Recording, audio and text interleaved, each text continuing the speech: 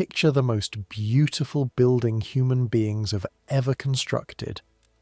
Now fill it with people who are not allowed to die. Add 10,000 courtiers who haven't bathed in weeks. Corridors that smell of urine behind velvet curtains. Dogs relieving themselves under gilded tables.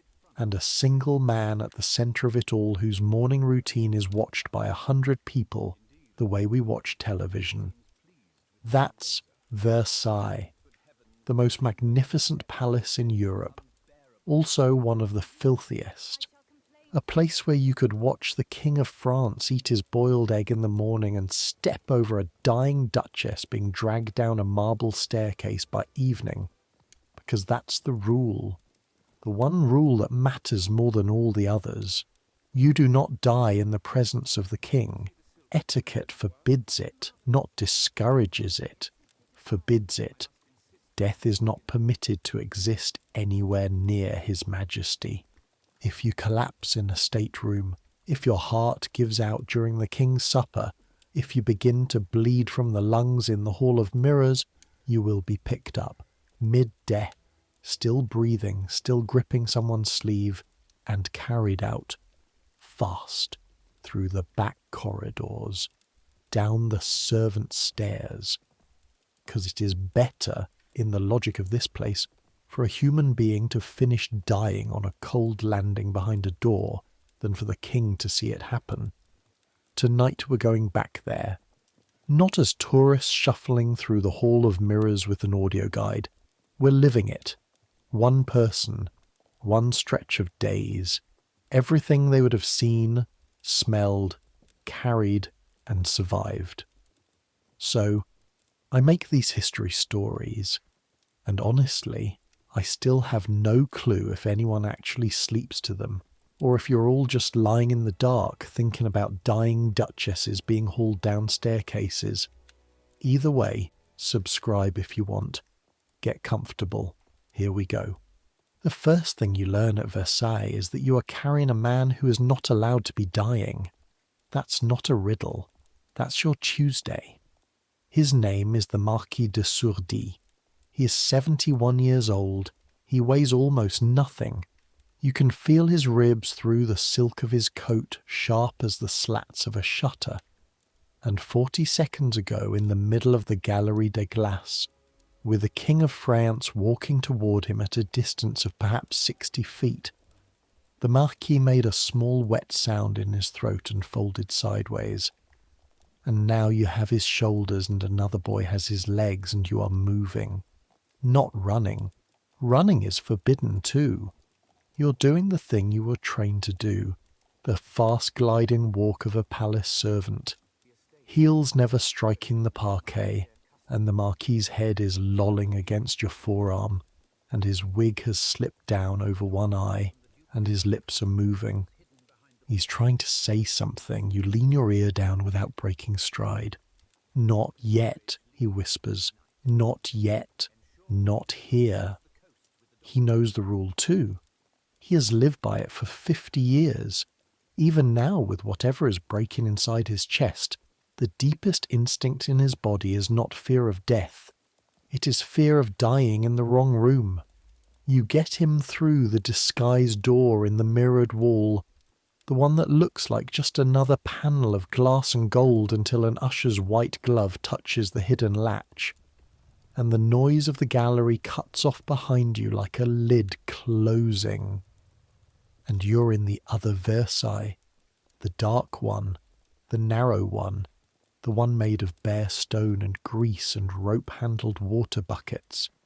You lay the Marquis down on the landing of a service stair, on the cloak another servant throws down, and you kneel there holding his hand because nobody has told you what else to do, and the Marquis de Sourdis, peer of France, owner of 3 chateaux and a regiment, dies on the floor of a stairwell that smells of tallow and mouse droppings. It takes 4 minutes. Behind the wall, 60 feet away, you can hear the murmur of 600 people admiring the king's new coat. That is the machine you work inside. We're going to go back now, back to the beginning of your time here. so you can understand how a place like this gets built inside a person. How the most beautiful building in the world teaches you, hour by hour, smell by smell, that appearances are not merely important, they are the whole of the law. Your eyes open to darkness. For a moment, maybe half a second, you've forgotten where you are. Then it hits you, the smell. It's not just one smell, it's layers. Candle tallow, first, cheap tallow, mutton fat, the kind that smokes and stinks. Burned down to stubs in the sconces of the attic corridor outside your door. Then the smell of bodies. 11 boys and men sleeping in a garret meant for storage, wool stockings drying on a string, the sour breath of a room whose one window hasn't opened since October because the frame is painted shut. Under that, chamber pots, 2 of them in the corner, waiting to be carried down 5 flights because there is nowhere else for them to go. And underneath it all, rising up through the floorboards from the courtyards below, the deep bass note of the whole palace. Wood smoke and horse dung and standing water and roasting meat and old urine soaked into stone, all of it stirred together and kept warm by 5,000 fireplaces. That last part includes you, by the way. You haven't properly washed in 9 days. Nobody here has. Water is carried by hand in buckets upstairs, and none of it is carried up for you. Welcome to the Palace of Versailles. It is February of 1745. King Louis XV has ruled France for 30 years, and you are lying on a straw pallet in the attics of the north wing, directly above the apartments of people so important that if you spilled a drop of water on their floor, you could lose your position, your wages, and your future in a single afternoon. Your name is Etienne Marchal. You're 16 years old, and you arrived here 5 months ago from a village near Rouen with exactly 1 spare shirt. A letter from your uncle, who spent 30 years as a groom in the great stables and called in every favour of his life to get you this place, and a pair of shoes that were resoled twice before you ever wore them. Back home everyone said Versailles would be like walking into heaven. They weren't wrong exactly. They just didn't mention that heaven has attics, and that you'd be sleeping in them. Somewhere below you, a bell is ringing. Not a church bell, a handbell, sharp and impatient, the sound of some valet somewhere needing something immediately. Bells at Versailles never really stop. There is no hour of the night when the whole vast building is asleep. There are 2,000 rooms in this palace, give or take, and something like 10,000 people packed into it and around it. Courtiers, servants, guards, cooks, priests, doctors, clock-winders, rat-catchers. And at any given moment, hundreds of them are awake, carrying things, lighting things, emptying things. You need to get up. Monsieur Aubriot will have your hide if you're not downstairs before the corridors fill, and the corridors fill early. The king's day begins at 8 with the ceremony of his waking, but the palace's day begins at 5, in the dark, because everything the king and his court will see, touch, eat, and walk on by 8 has to be prepared by people they will never look at. The floor is cold under your bare feet. Not cool, cold. The kind of cold that comes up through the boards like water. The garret has no fireplace. Versailles has 5,000 chimneys, and not one of them warms the rooms where the people who tend the fires sleep. Beside you, Colin is still snoring. Colin is 14, from the Auvergne, and he talks in his patois in his sleep. Long, urgent, incomprehensible sentences, as if he's arguing with someone back home. He's a garçon of the fruiterie, which means he spends his days carrying pyramids of pears and candied chestnuts through cold corridors, and his hands are permanently sticky no matter how often he wipes them. You share the pallet with him. Yes, you share. That's normal. Almost every servant your age shares. Privacy is a luxury that exists at Versailles in exactly one place, the far side of the king's balustrade, and nowhere else. At least Colin doesn't steal blanket. Much. You dress in the dark by feel. You know every seam of your clothes the way a blind man knows his own staircase. Rough wool stocking, still slightly damp at the toes. Breeches, the buttons cold as coins against your fingers. A shirt of coarse linen that scratches at the neck until your skin warms it. And then the thing that matters, the coat. The coat is blue. The king's blue. Deep, dark, unmistakable, with a plain, narrow braid at the cuff. It marks you as a garçon bleu, a boy of the household, the lowest rung of the enormous ladder of the king's domestic service, but on the ladder. There are men out in the town of Versailles, grown men with families, who would trade a year of their lives to put their son in this coat. When you wear it, guards let you through doors, cooks give you scraps, tradesmen in the town speak to you politely, in case you might someday be worth knowing. Appearances matter in this place. That's the first lesson, the last lesson, and every lesson in between. They matter more than truth, more than money, more than life itself. And before this story's over, you will see exactly, literally what that means. You take the 2 chamber pots, it's your week, and you start down. The service stairs of Versailles are a world of their own. Narrow enough that 2 people carrying loads must turn sideways and negotiate, worn into shallow scoops by 100 years of feet, lit, if you're lucky, by a single tallow candle per landing guttering in a draught that never stops.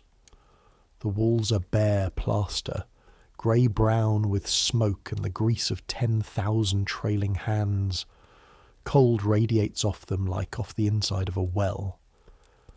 You go down with a full chamber pot in each hand, elbows out for balance, feeling for each step with your toes, because your eyes are useless, and one slip means a catastrophe you would smell for the rest of your life.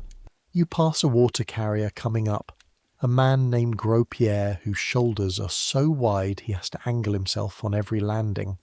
2 wooden buckets hanging from a yoke across his neck. 40 pounds of water. He does this climb perhaps 30 times a day. His breathing sounds like a saw going through wet wood. You press yourself into the corner of the landing to let him pass, and the 2 of you exchange the nod of people who will never be introduced to each other, but who understand each other completely.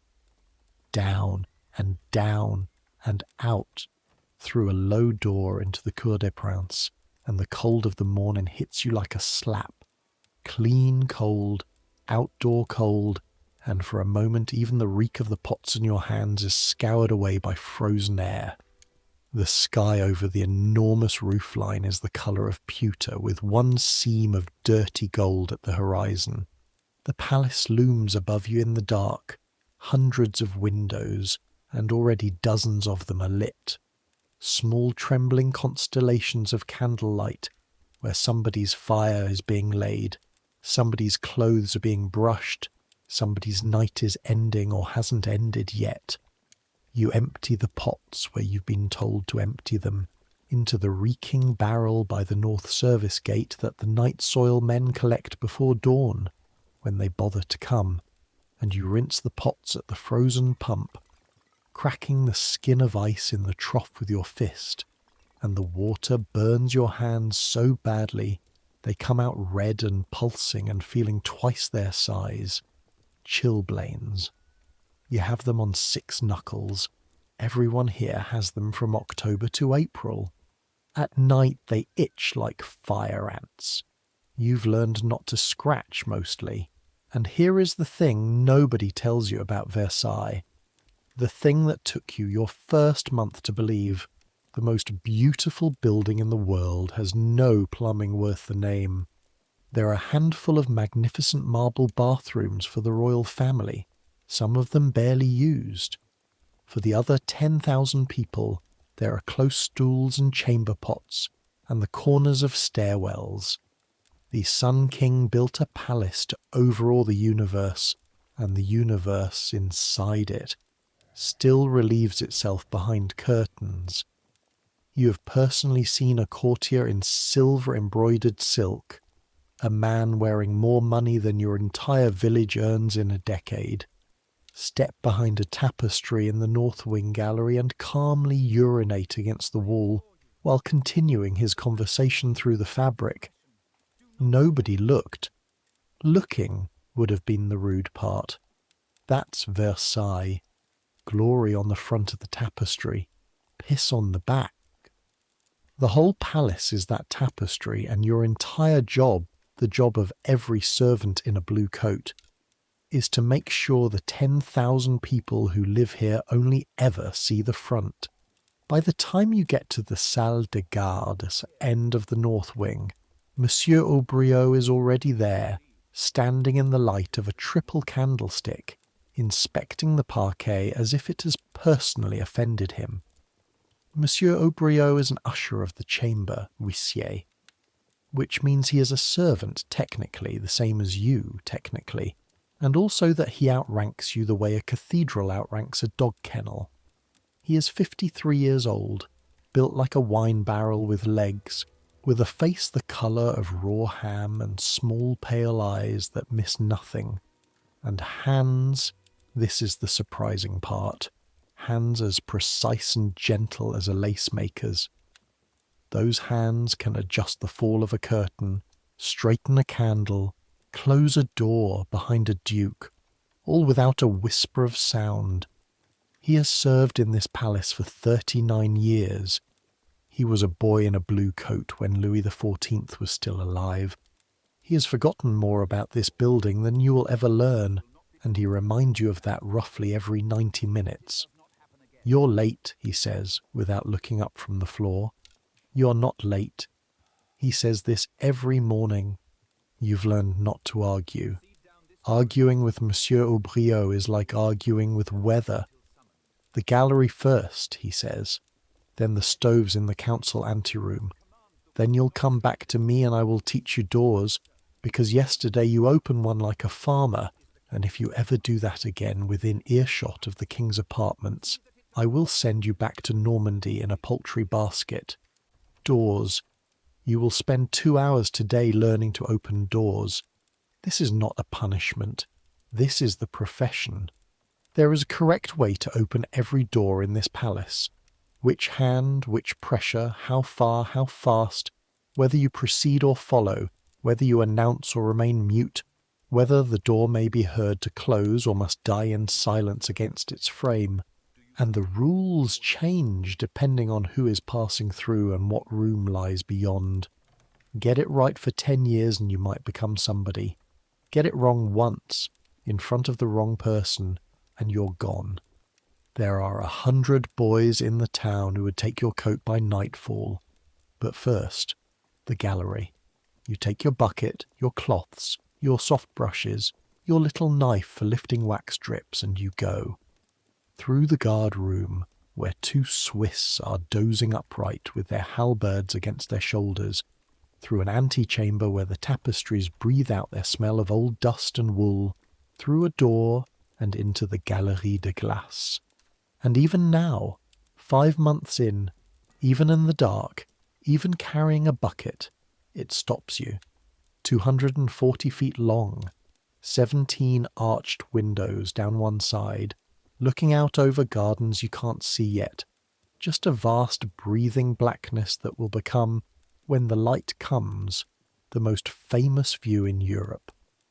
And facing the windows, 17 arches of mirrors, 357 panels of mirrored glass, and you know that number because Monsieur Aubriot made you learn it.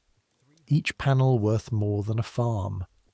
When this gallery was built 60 years ago, Mirrors were a Venetian secret, a Venetian monopoly, and it was said Venice would send assassins after its own glassmakers, rather than let the craft escape. France lured the craftsmen out anyway. Some of them died suddenly and strangely, and people whispered about poison, and the mirrors got made regardless. You're standing inside a room that men may have been murdered over, and your job is to keep it free of candle wax.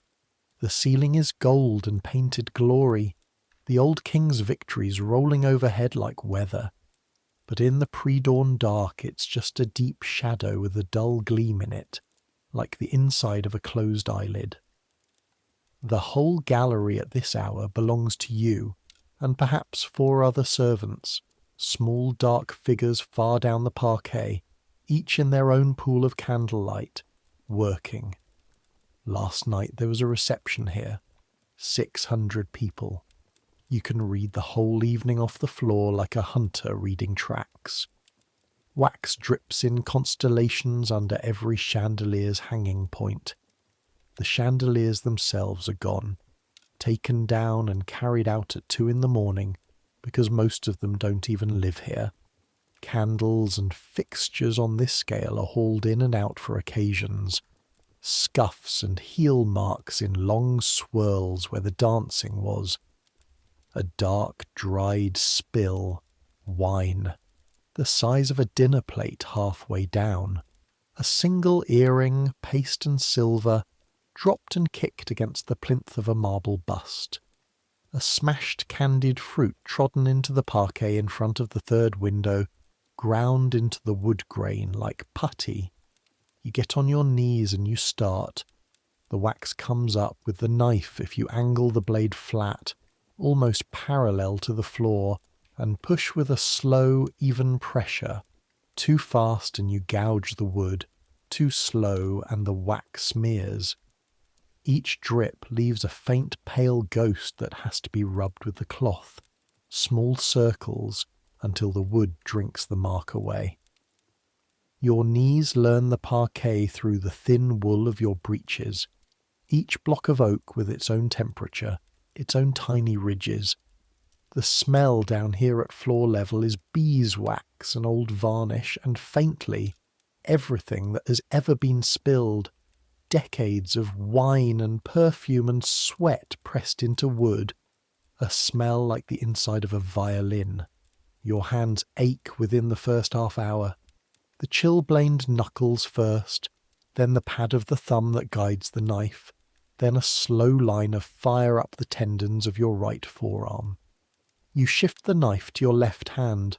Monsieur Aubriot made you learn to work with both, because a boy with one hand is half a boy, and keep going. Scrape, brush, rub, scrape, brush, rub, 60 feet of floor, 100 wax drips. Behind you, the windows begin, very slowly, to turn from black to a deep bruised blue. And here's what happens. The thing that happens every morning and never stops being strange. The mirrors wake up. As the light comes, the 17 mirrored arches begin to fill. First with the blue of the windows opposite, then with the ghost of the gardens, the long canal lying out there in the mist like a strip of dropped ribbon, and then with you. 17 of you.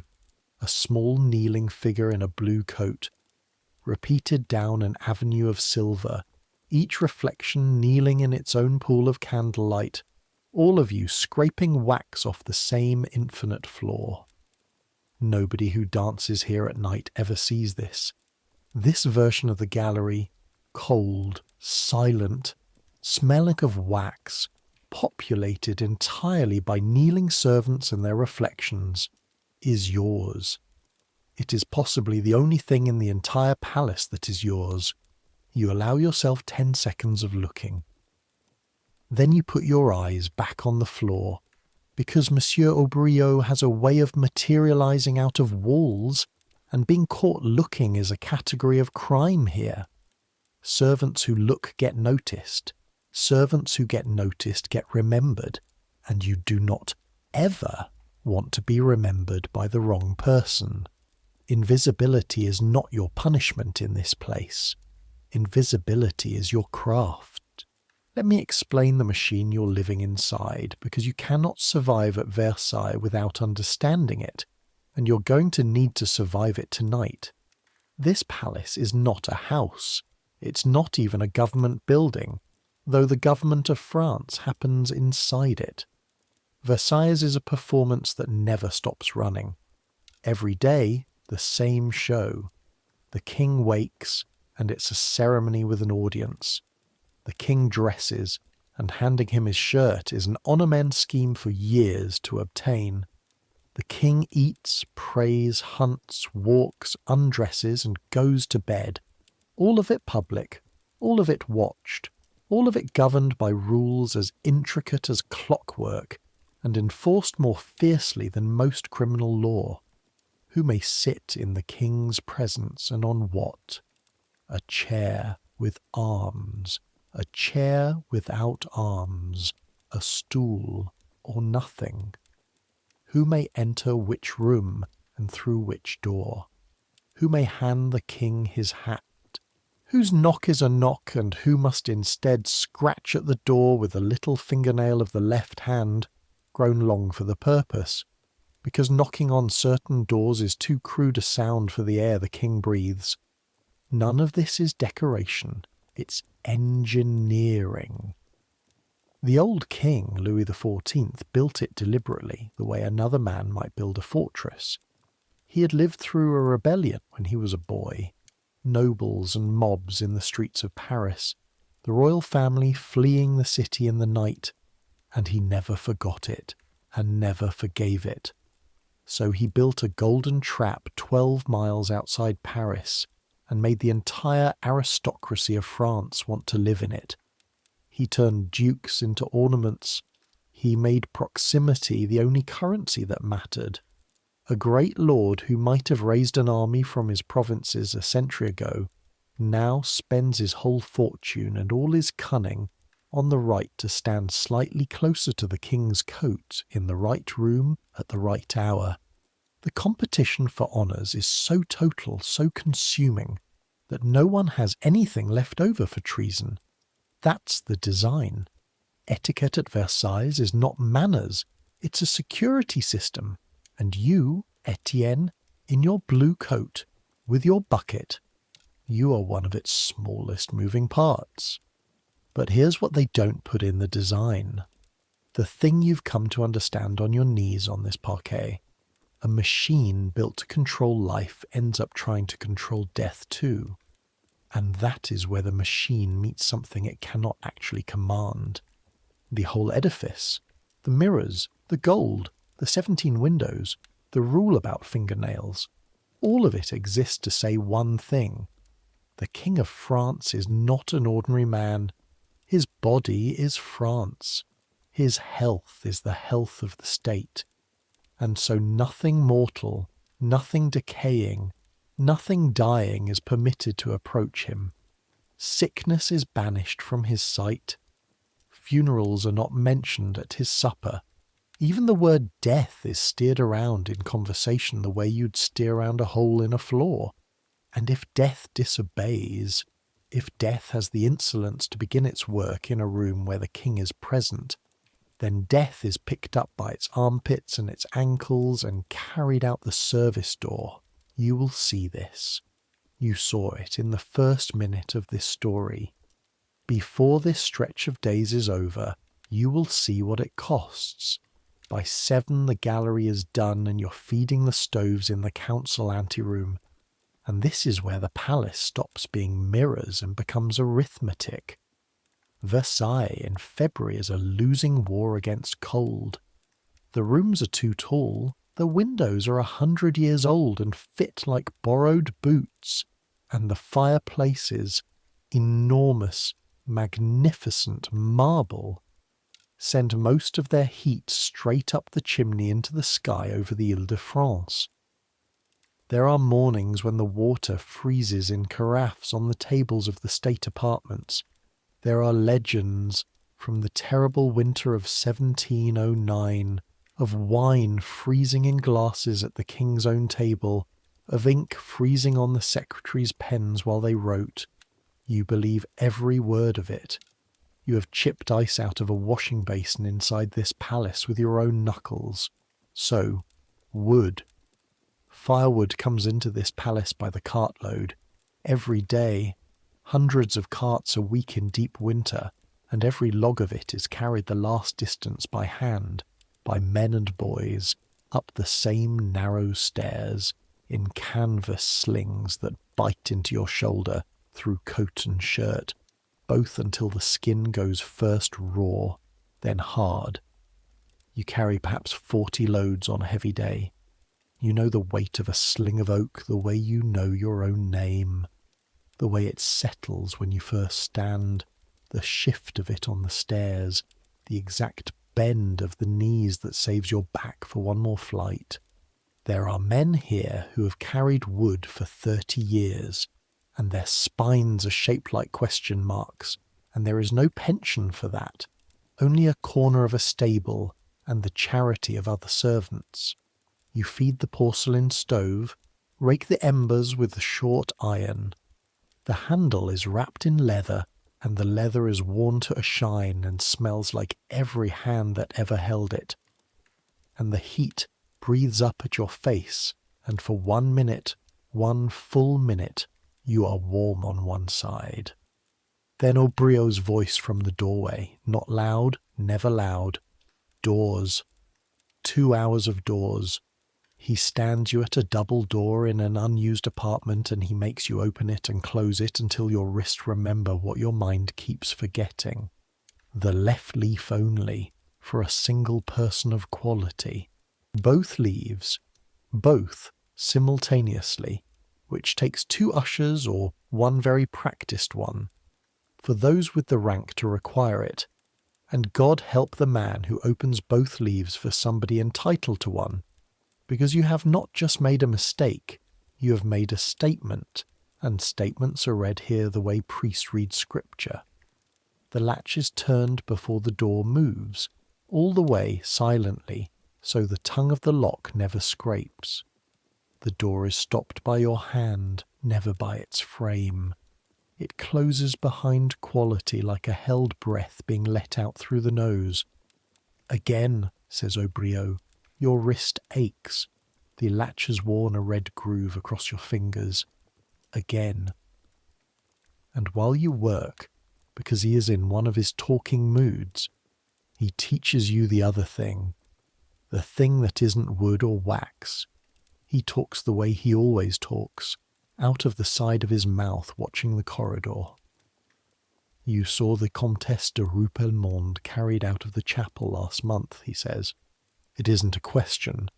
The whole palace below stairs saw or heard within the hour. An old lady, purple-faced, gasping like a landed fish, hauled out of the royal chapel mid-mass by 4 servants, while the choir kept singing and 600 courtiers kept their eyes politely on their prayer books. Yes, monsieur. Tell me why. Because she was taken ill in the king's presence. No. He stops your hand on the latch. His fingers are astonishingly strong. She was not taken ill. Nobody is taken ill in the king's presence. She began to be somewhere she could not be. Illness, boy, death. These things do not happen in front of the king because they cannot. Do you understand the difference? It is not that they are forbidden, like spitting. It is that the room will not accept them. The room will spit them out, and we, you and I, we are how the room spits. When it happens near you, and one day it will happen near you, you will not think. You will not look for permission. You will move that person out of the king's sight as if you were moving a fallen candle before it touches the curtain, because that is exactly what you are doing. He lets go of your hand. The old king's own brother, he says, quieter now. Monsieur, the Duc d'Orléans, he took his apoplexy at Saint-Cloud at the king's own supper table, mid-sentence, face down beside the fruit. Even he was carried from the room, the king's brother, and the king finished, Well, the king was the king. A pause. And when the old king himself lay dying up there, the smallest tilt of his head toward the ceiling, toward the direction of the king's chamber, and his voice drops as if the dead man might still hold a grudge. When the gangrene was in his leg and the whole palace could smell it through the doors, the court was already flowing away from his room like water finding a slope. To the new king, a 5-year-old child in a nursery. The old king wasn't dead, boy. I was there. I was your age. I carried his firewood. He had days left in him and his antechamber was already empty. That is this place. Learn it now. At Versailles, the dying are not people.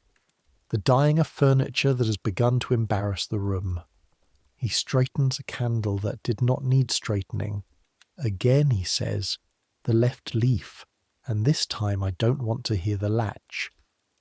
At 9:30, Aubrio sends you across the palace with a message for the office of the Menu Plaisir, the department, and yes, it is an entire government department, responsible for the king's pleasures, the plays, the fireworks, the balls, the funeral decorations, which tells you something, that pleasure and funerals live in the same office, and this errand means crossing the whole building at the exact hour it comes fully alive, and crossing Versailles at 10 in the morning is a sport, a hazard, and an education, all three.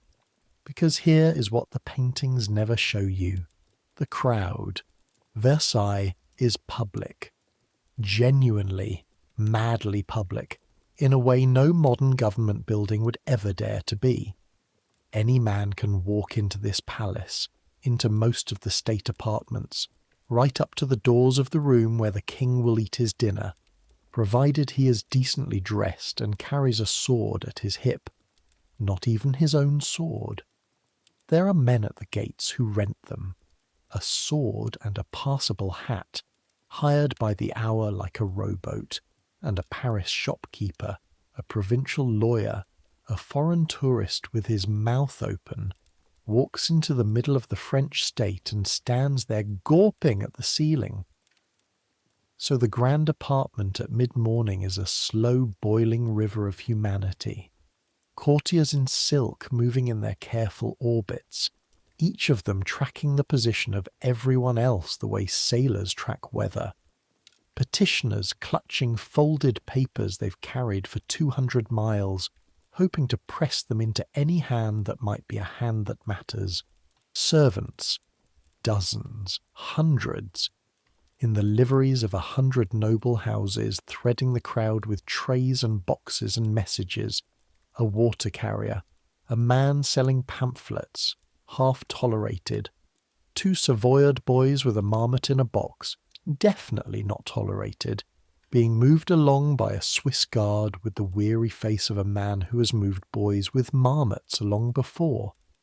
Sedan chairs inside the building, carried by porters in red, because certain great ladies do not walk down corridors, and the porters cry out their warning, and the crowd folds itself against the walls to let the chair through, and inside the glass a powdered face looks out at nothing. And the smell. You want to know what Versailles actually smelled like at its height, this palace of perfumes.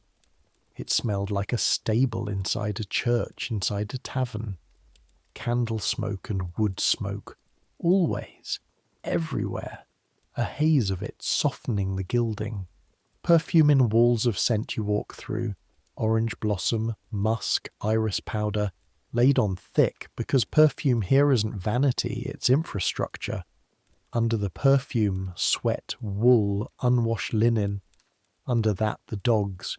The palace is full of dogs, lapdogs, hunting dogs, the king's own hounds, and they're not house-trained and nobody expects them to be.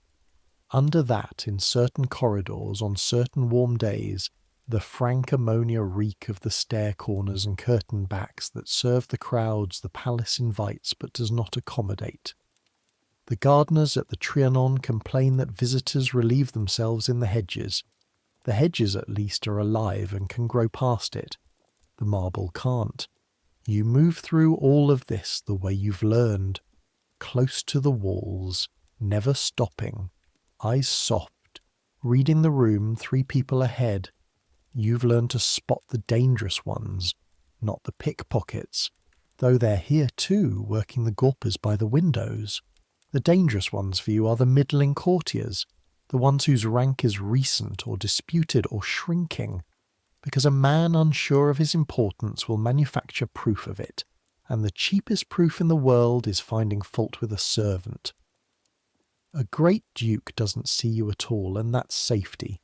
It's the anxious baron who stops you, examines you, asks whose boy you are, hopes you'll give him a reason. One stops you now, not a baron. Worse, a marquis's secretary, dressed one careful step below his master, with a face like a folded letter. He wants to know why a garçon bleu is in this corridor. It's a stupid question. The answer is that the corridor connects 2 places and you are between them. But you don't say that. You say, "Message for the menu plaisir, monsieur, by order of Monsieur Aubriot, usher of the chamber," and you keep your eyes at the level of his cravat, and you make your voice the flattest, smoothest, most featureless surface you can make it. A voice like the back of a spoon. He holds you there 4 more seconds just to prove he can and lets you go. That right there, those 4 seconds, that is the entire social order of France in miniature. Everyone at Versailles is standing on somebody's neck while somebody stands on theirs.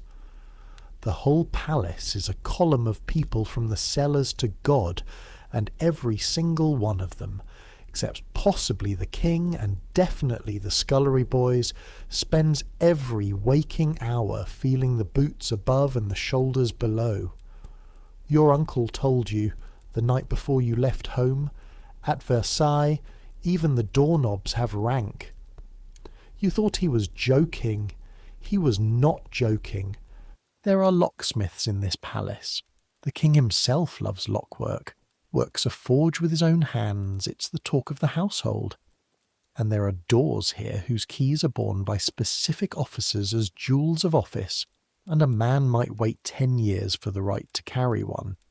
The menu plaisir office is chaos of a different flavour.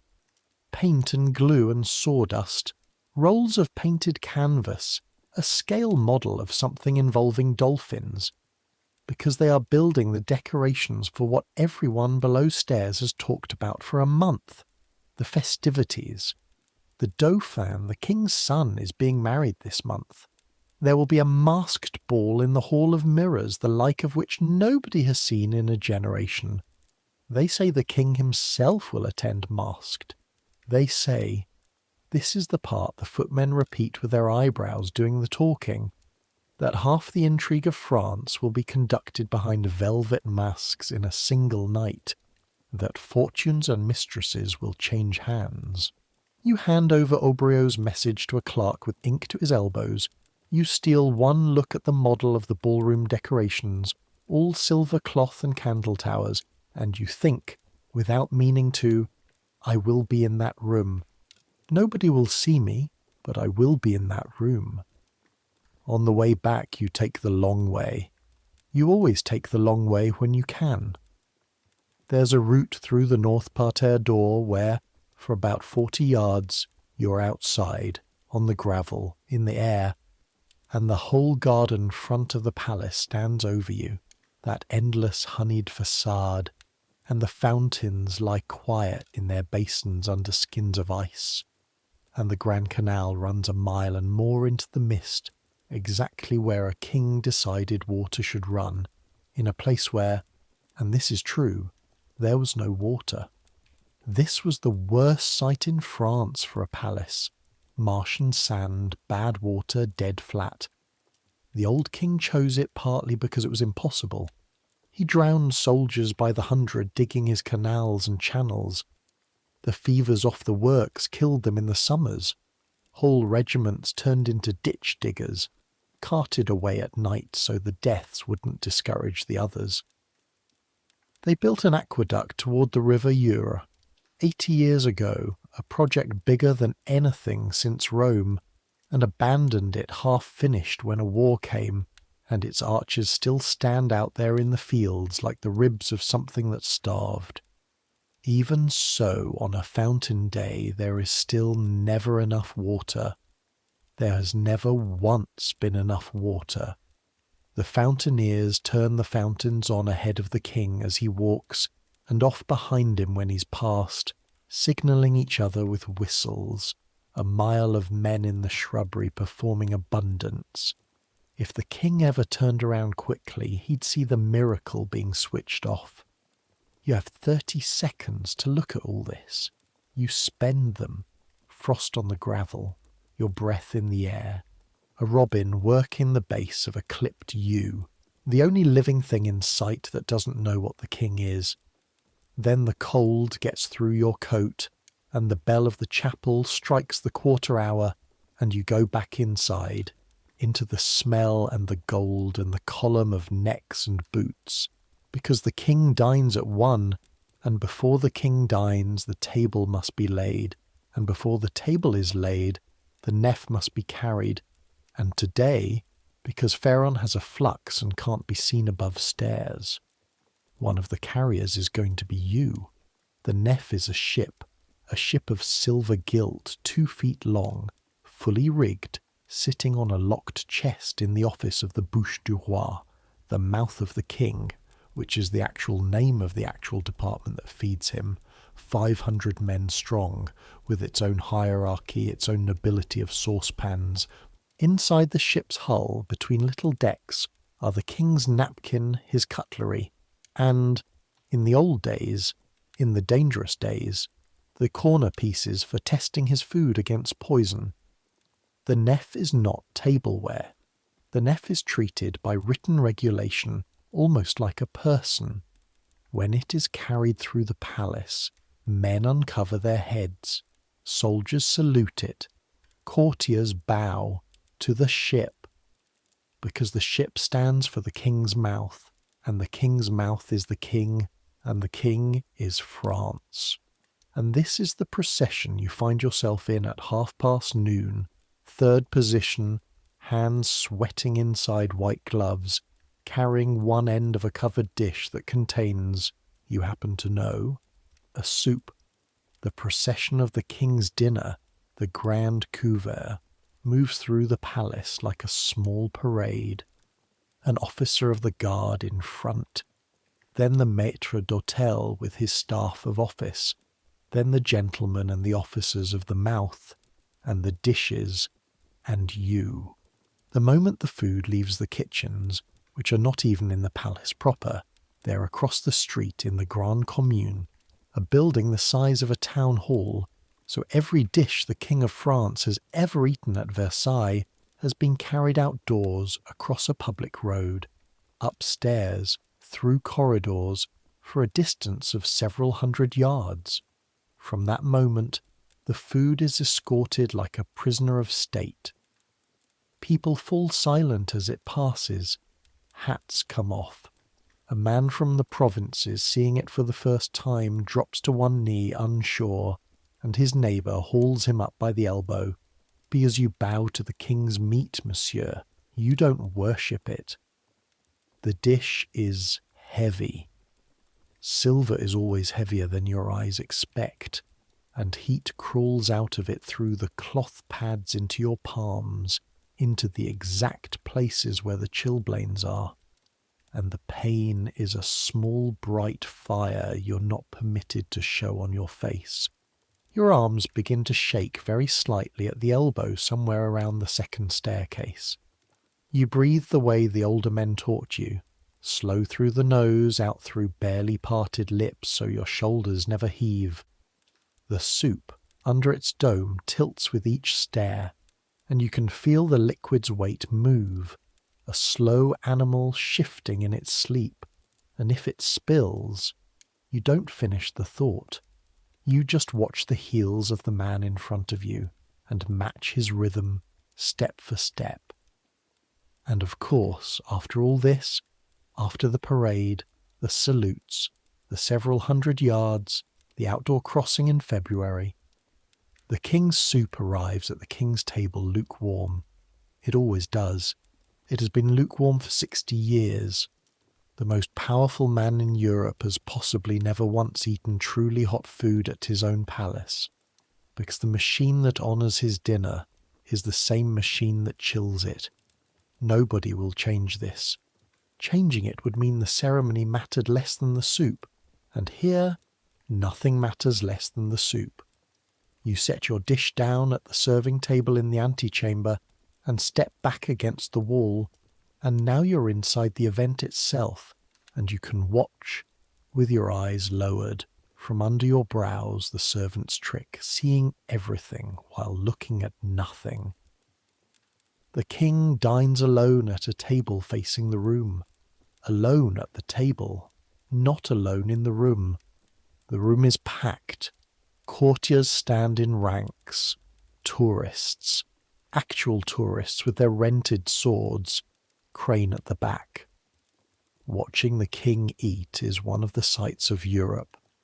People come from London and Vienna to see it, the way you'd visit a cathedral or a famous bridge. A duke hands the king his napkin, damp, unfolded just so, and the duke's face as he does it is the face of a man achieving something. The king eats, beautifully it must be said. He is famous for it.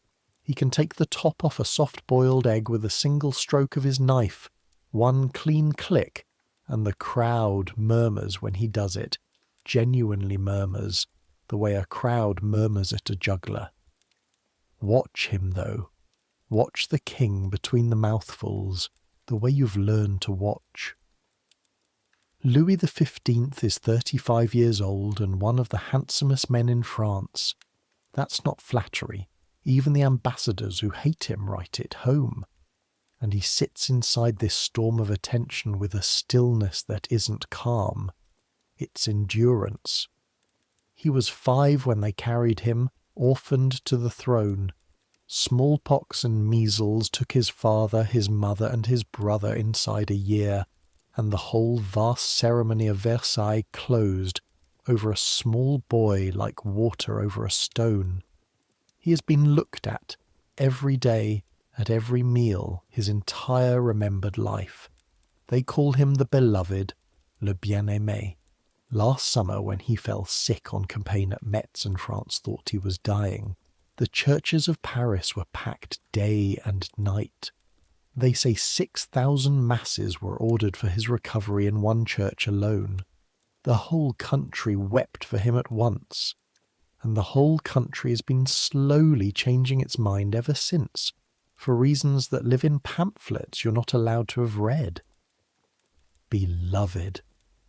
There he sits, the beloved, eating a lukewarm soup in front of 200 strangers, and not one person in this room, not one, possibly not even his own children, who are watching too, is here because of anything about him except the fact of him.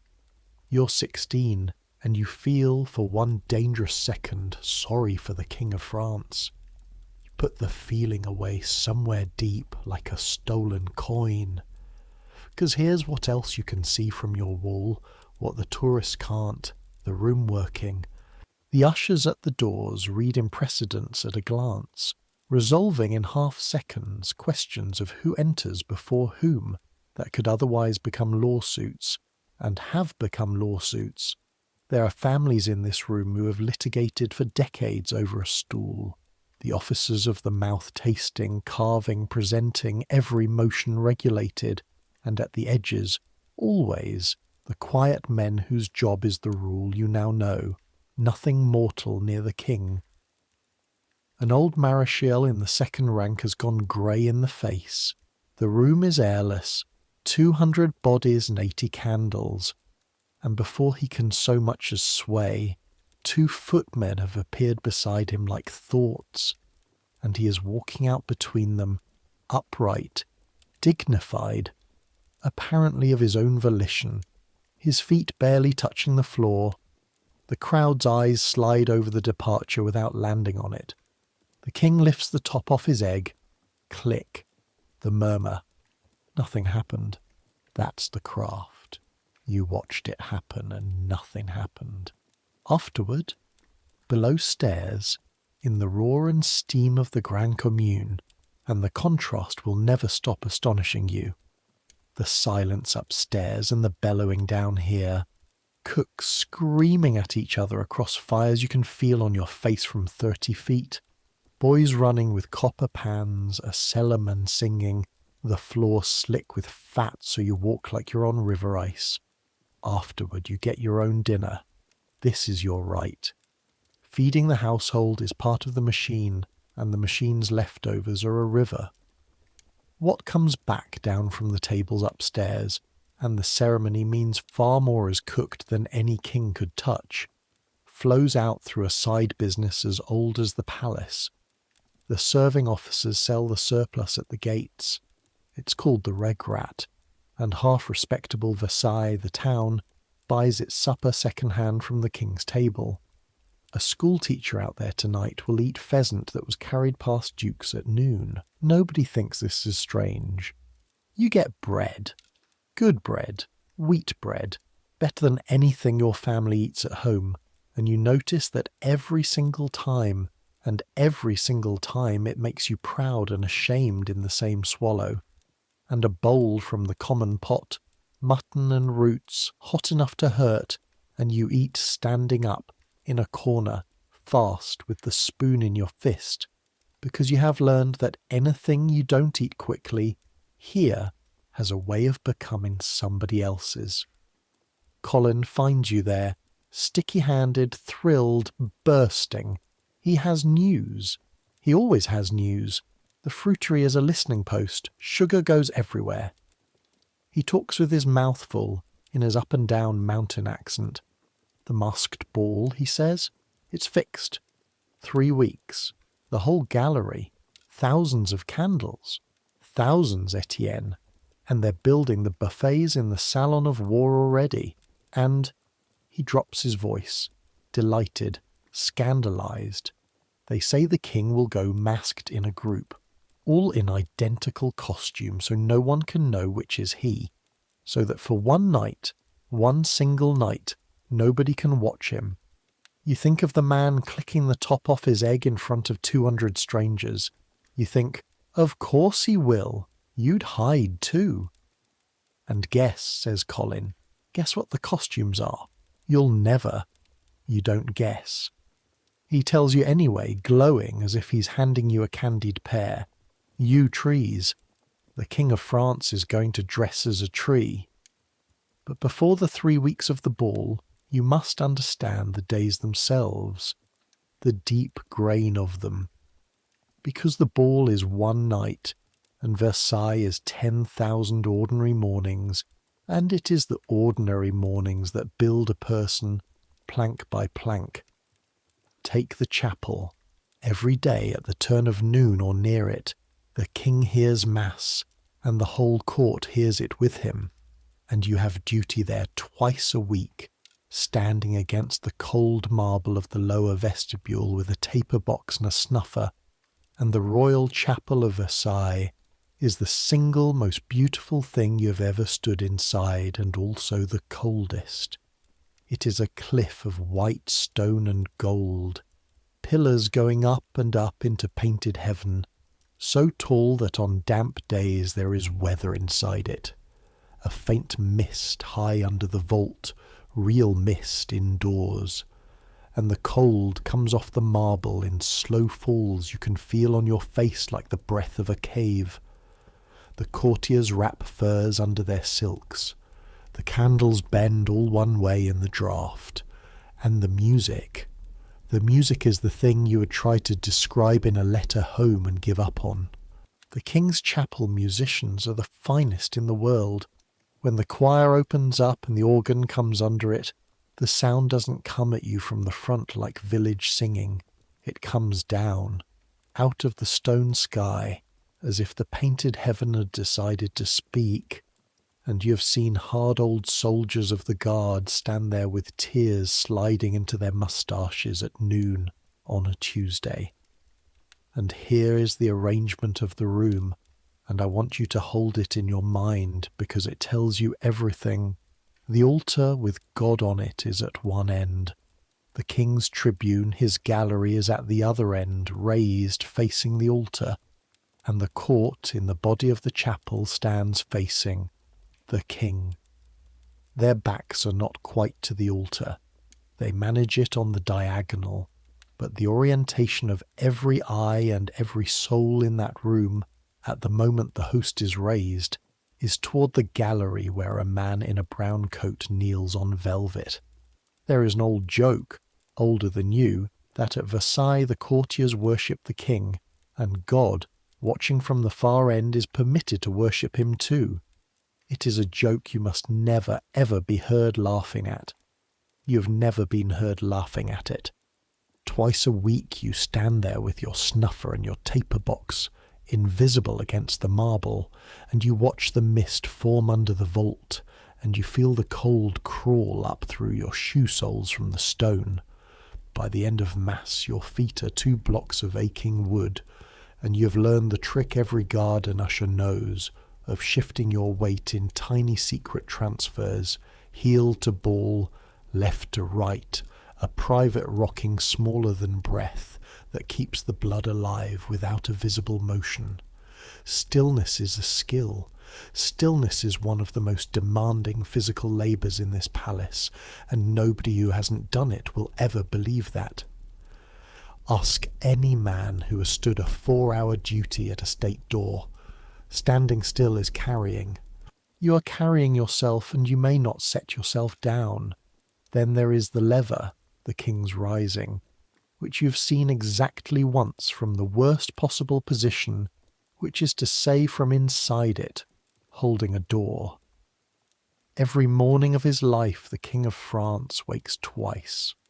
Once actually in private, whenever he happens to wake, often early.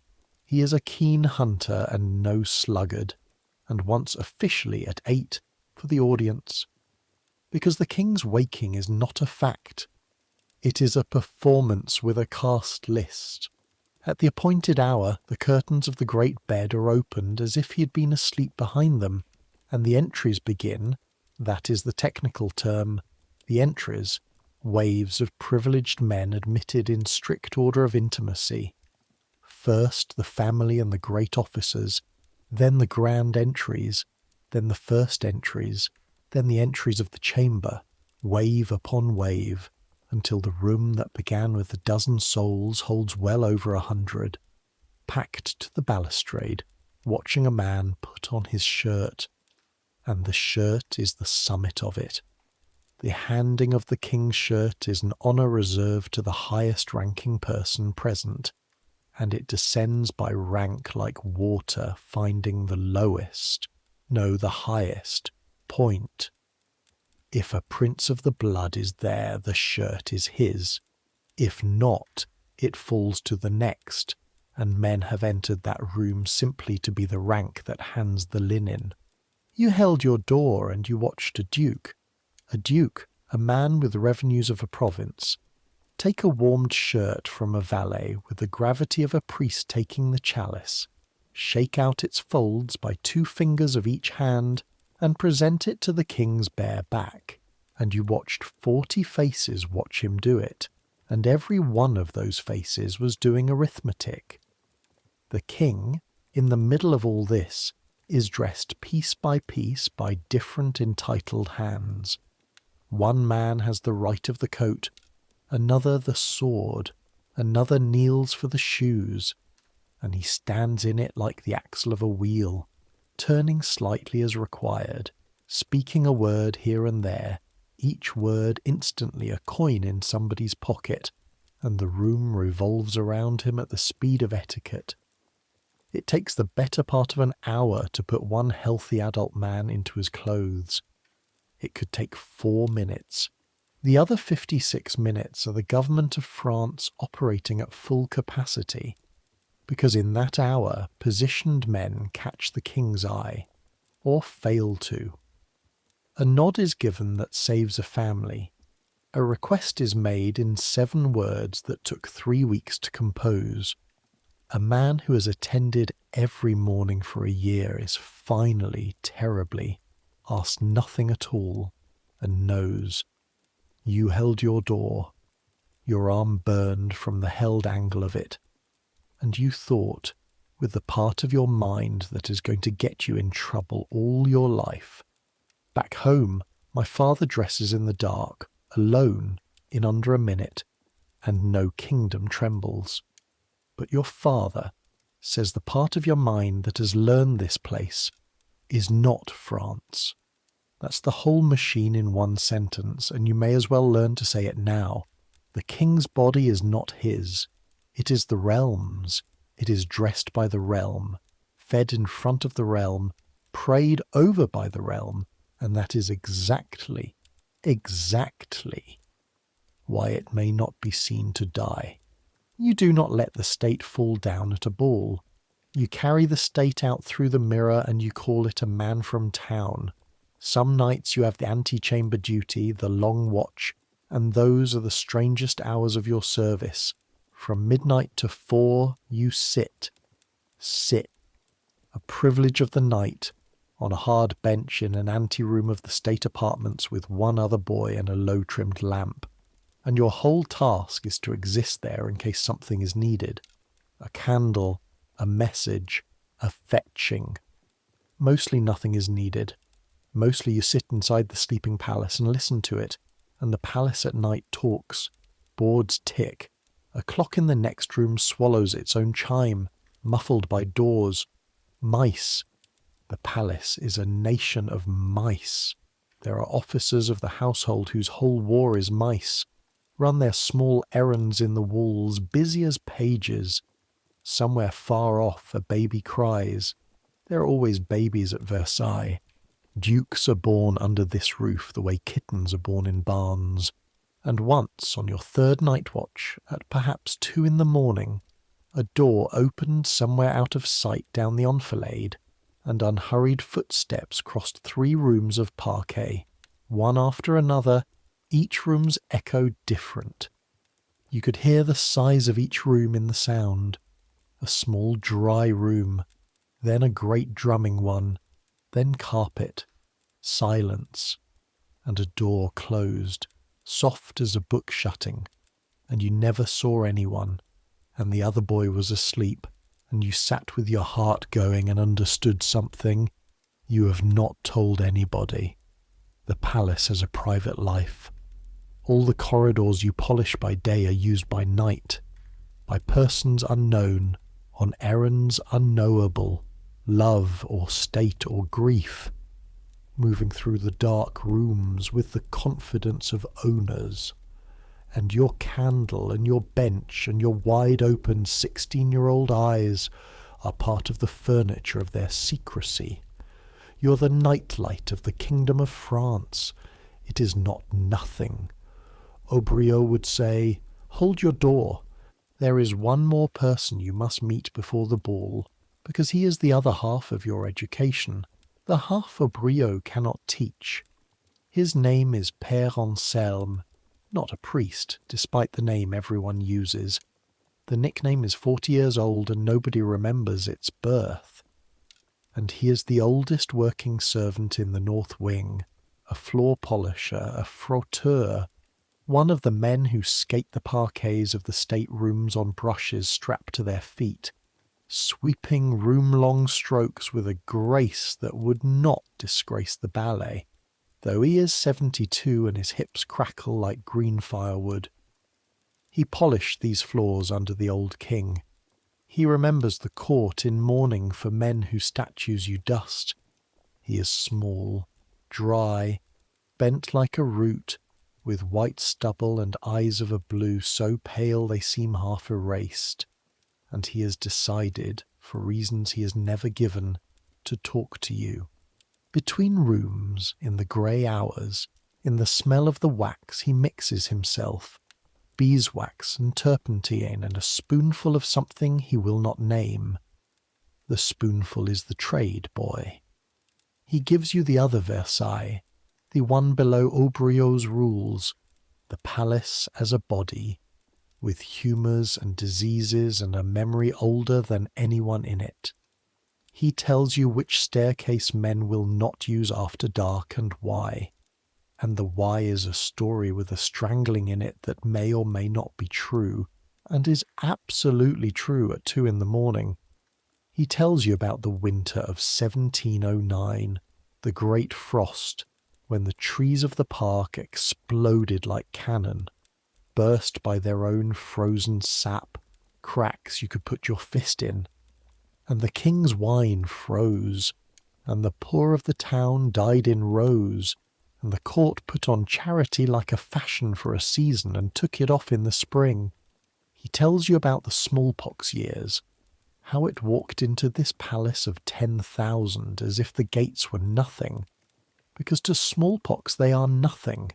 Smallpox has never heard of etiquette, and took the old king's son, and then his grandson, and then the grandson's wife, one after another in a single winter, apartments sealed and smoked with vinegar and juniper behind them, until between the plague and the doctors there was almost nobody left between the old man and the cradle, and the whole succession of France came down to one sickly 2-year-old, hidden away by his governess, who, this part Anselm tells with his brush stopped, his foot in the air, an old man balancing like a heron for the sake of a story, who locked the doors against the physicians and their lancets, and quite possibly saved the child's life by refusing them, and that child is the man whose egg you watched at noon.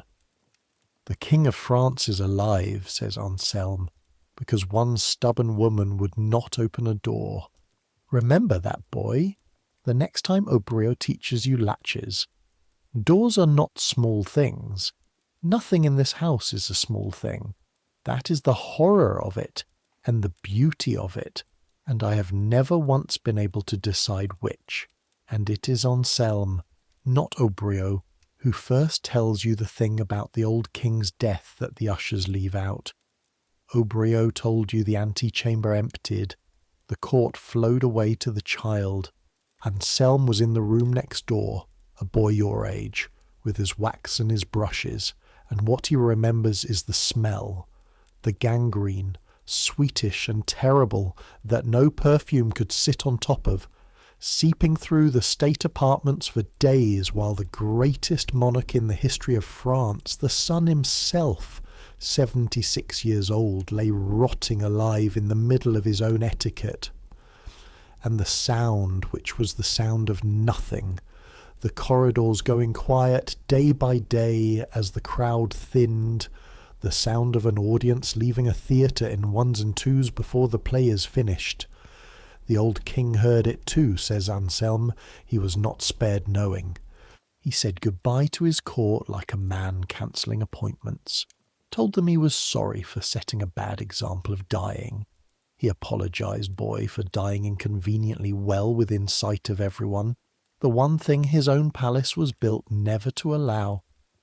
And the machine he had made was already turning toward the nursery while his heart still beat.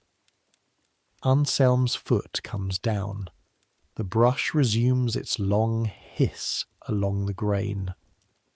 So when Monsieur Aubriot tells you the dying are furniture here, he says, believe him. He learned it where I learned it. We polished the floor outside the room. The floor had to shine, you see. Whatever else was happening in this house, the floor had to shine. You carry all of this.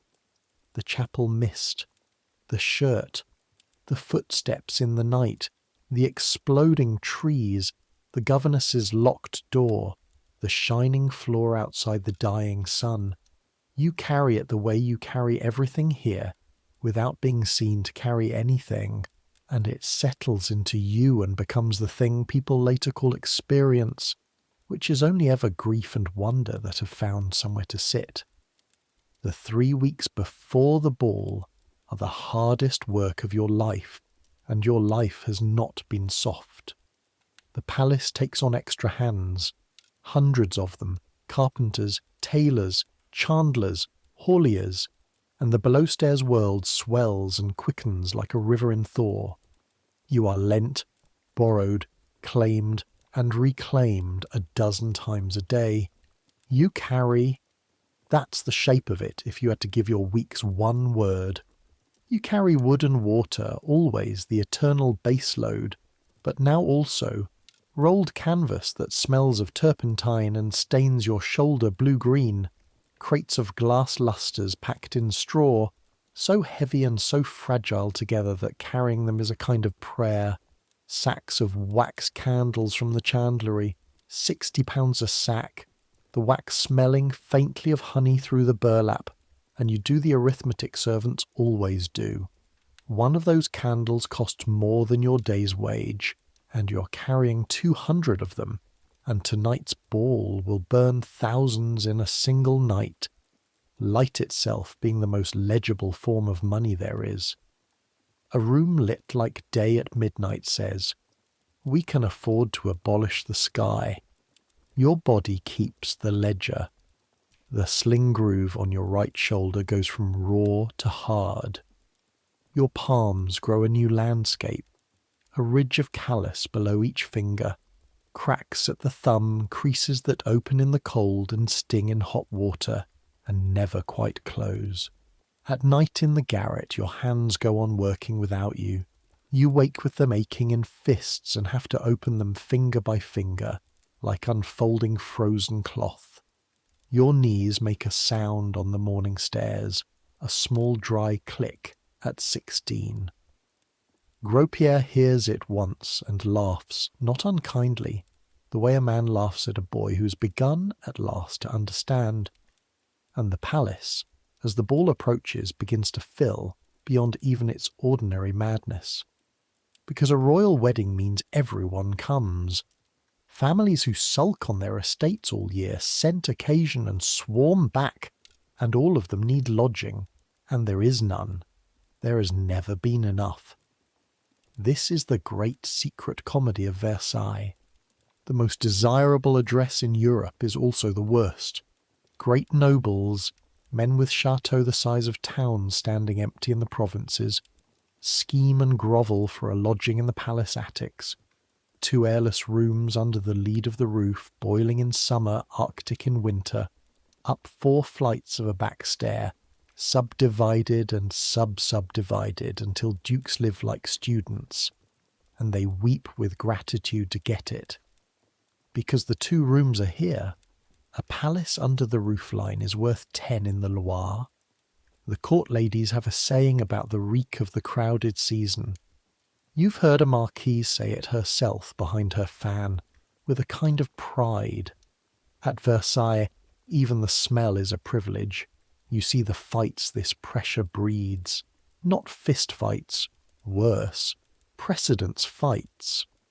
2 carriages meet in a gateway and neither will back because backing concedes rank, and the traffic of a kingdom stands for an hour while lackeys consult genealogies. 2 ladies arrive at a door abreast. A folding stool is set out at an evening gathering 1 inch. 1 inch. Forward of the line where stools of that rank sit, and by morning the inch is a faction, and by the week's end someone's cousin has lost an invitation, and none of it is silly. That's what you must understand. None of it is silly to them, because in a world where nearness to the king is the only wealth that can't be counted, an inch is a fortune. The Duc de Saint-Simon, whom the old men below stairs still quote, filled 40 volumes with inches. Aubriot, in these weeks, teaches you the gallery itself, the working of it, the hidden anatomy, where the mirrored wall unlatches, which panels are doors, how the great chandeliers come down on their tackle, the ropes running through the attic floor above so that what the guests see as constellations are, from where you'll stand, cargo. He walks you the service routes behind the staterooms at speed, 2, 3 times, until you can do them in the dark, because you will be doing them in the dark. He shows you the little room off the Salon of Peace where there will be water, cloths, a chair, salts of hartshorn, a flask of brandy. He doesn't say what the room is for. By now he doesn't have to. 6,000 people, packed heat, boned bodices laced to the edge of breathing, old hearts, thin air, wine. The room is for the rule. The room is where the gallery will spit. On the night, he says, you are mine. You stand where I put you. You watch my hand, and when I move my hand, you move. You do not look at costumes. You do not look at the king if you can even find the king. You look at faces. You're looking for the face that is about to stop being a face. How will I know it, monsieur? He considers you for a moment, and something passes over his ham-coloured features that you have never seen there. Not softness. Memory. You'll know it, he says. I promise you that. Once you have seen it, you will find you have always known it. In the middle of those 3 weeks comes a Thursday you will keep all your life, because Obreo sends you out of the palace. Out, actually out, through the gates, into the world, with a sealed order for the great stables. And the errand takes you through the whole outer body of this place, the parts the mirrors never show. Crossing the Place d'Armes in daylight is like wading a river of purpose. The 3 great avenues of the town come together here, aimed at the palace gates like spokes at a hub. The whole town of Versailles is built that way, on purpose, every street bowing toward the king's front door. The town is a courtier too, and the square between is a churn of everything the palace eats and burns and rides. Carts of wood, carts of hay, carts of stone for the eternally unfinished corners, a herd of actual sheep being sworn through the traffic by 2 boys and a dog, water wagons, a funeral, a modest town funeral, hugging the far edge of the square, keeping its bell quiet. Because even out here, in the open air within sight of the king's windows, grief has learned to lower its voice. You watch the little procession skirt the great parade ground like a cat crossing a kitchen, and you think, the rule has a shadow, and the shadow reaches the whole town.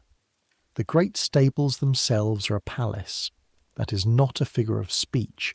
They are a genuine palace, built in a curve like 2 arms, architecture that would be the pride of any city in Europe, and they are for horses. 2,000 horses and more in the king's establishments, and around them a second nation. Grooms, farriers, saddlers, trumpeters, the riding school with its noble pupils, the pages in their gold-laced coats, boys of your own age, boys of ancient blood, who will curse you out of their path with genealogical precision, and are themselves cursed and caned up the ladder of their own ferocious little hierarchy.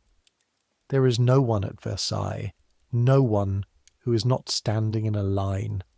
Your uncle worked 30 years behind these walls, and you walk in through the smell he described so exactly that your eyes prickle. Horse and hay and hot iron and saddle soap and ammonia, a smell like a word from home. You deliver your order to a clerk in the harness office, and because your uncle's name still opens certain small doors, an old groom named Berthaud walks you back through the long vaulted stalls, past horse after horse after horse, the coach teams like matched giants, the hunters fine-boned and mad-eyed, the king's own saddle horses in their aristocracy of straw.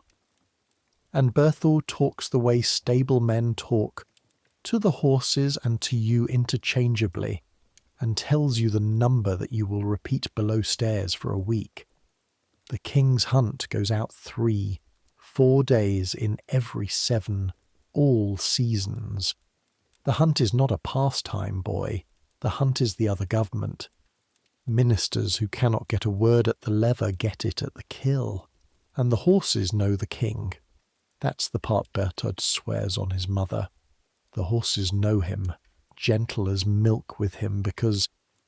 And here the old groom says the thing that everyone who has ever actually watched Louis XV says sooner or later. Because with horses and dogs and huntsmen, the man is different, easy, quick, merry even. It is only in the gold rooms, under the eyes, that he goes behind glass. There are two kings, boy. One rides out at dawn, smelling of leather and rain, and one is put on show at 8 o'clock smelling of powder. And the second one is the prisoner of the first one's palace, same as thee and me. You walk back across the square chewing that like bread, and because you are 16 and out on legitimate business with half an hour of slack in it, you spend a coin, an actual coin, one of the few in the knotted corner of your handkerchief, on hot chestnuts from a brazier at the mouth of the Rue de la Paroisse, and you stand in the cold eating them one by one out of the paper, peeling the hot shells with your ruined thumbs, the sweet steam burning your face, the town roaring gently around you, and for the length of 12 chestnuts you are not a garçon bleu. You're a boy in a crowd with hot food, anonymous, ungoverned, delicious. It is the best meal of your winter. It costs 1/200th of one of the candles you carry by the sack. The town around you lives off the palace the way pilot fish live off a whale, and it makes no secret of it. Half the shop signs name the court. Tailor to Monseigneur this, Glover by appointment to Madame that. Lodging-house windows advertise beds by the night for the provincial gentry who swarm in for the wedding season. 4 to a room, gentlemen of good family, sleeping in their cloaks for the privilege of standing in a gallery at noon. In the print seller's window, engravings of the palace, the gardens, the royal family, and passed under the counter, though every apprentice in town knows it, other prints, songs, verses, the little poisonous rhymes of Paris about the ministers, about the taxes, about the king's amusements, cruder every year. The police buy them up and burn them. The presses print more. It is a little war of paper, and standing there with your chestnuts you would not have believed. Nobody in that street would have believed which side of it history was on. Then the palace clock, audible even here, strikes the half, and the whale calls its fish home, and you go. That same week, you nearly end your career, and you must have this story too, because no one survives Versailles by grace alone. Everyone here is alive by the width of somebody's mercy. It is evening, the staterooms lit, a reception for the wedding guests, and you are carrying, of course you are carrying, you're always carrying, a 2-branched candlestick of silver lit down the enfilade toward the Salon of Mercury, walking your smooth walk at the margin of the crowd, when a gentleman steps backward into you, fully, blindly, laughing over his shoulder at somebody's wit, a big man in mouse-grey velvet, and his heel comes down on your instep with his whole weight, and his elbow takes you in the chest, and the world becomes, for one endless half-second, a problem of angles, the candlestick going over, 2 lit candles describing arcs, hot wax leaping free in bright strings, and his sleeve, his beautiful embroidered inflammable sleeve, passing through the space where the flames are going to be. What saves you is the wood, and the water, and the wax. 5 months of them. Your body solves it before your mind is consulted. The step back and under, the wrist rolling the candlestick upright the way you level a sling of logs on a stair turn, your free hand closing on the falling candle, on the lit candle, catching it in your bare palm around the shaft, the flame kissing the heel of your thumb with a pain like a bee made of light, and holding it upright, burning, while the wax runs down and sets on your skin in a smooth hot glove, and the gentleman rounds on you with his face already arranged for fury. Clumsy animal! And stops, because there is nothing on the floor. There is no mark on his sleeve. There is only a servant boy standing perfectly still, holding 2 burning candles, one of them in his naked hand, with wax hardening down his wrist and his face showing nothing. The flattest, smoothest, most featureless nothing you have ever manufactured, the back of the spoon, while the burn under the wax sings like a kettle. The crowd's nearest eddies have paused. Somebody titters at him, at mouse-grey velvet, the man who trod on the furniture and shouted at it. He goes red along the jaw, turns and dissolves into the reception, and you walk onto the salon of Mercury and set the candlestick where it belongs. Dead level, and only then, in the service corridor, in the dark, do you peel the glove of wax off your palm with your teeth clenched, and the skin comes up shiny and tight and pink, a burn the size of a livre coin that you will carry faintly for the rest of your life on the same hand. You notice this years later, and never once decide what it means. On the same hand that held the Marquis de Sourdis's shoulders off the stone. Aubriot hears about it within the hour. Aubriot hears about everything. He does not praise you. He looks at your hand, makes you flex it twice, sends you to the confectionery office to beg a smear of honey for the burn. And if the fruitery boys laugh, let them. And says only, on your way out, without looking up from his lists, the candle was replaceable, which you take correctly to be the highest compliment of your service so far. You were not told you were replaceable. Grammar at Versailles is a currency too, and through all of it, the stables, the chestnuts, the burn, the lists, the lengthening light of the turning season, the first afternoon when the ice on the fountain basins goes grey and rotten, and a gardener's boy puts his boot through it just to hear the world crack.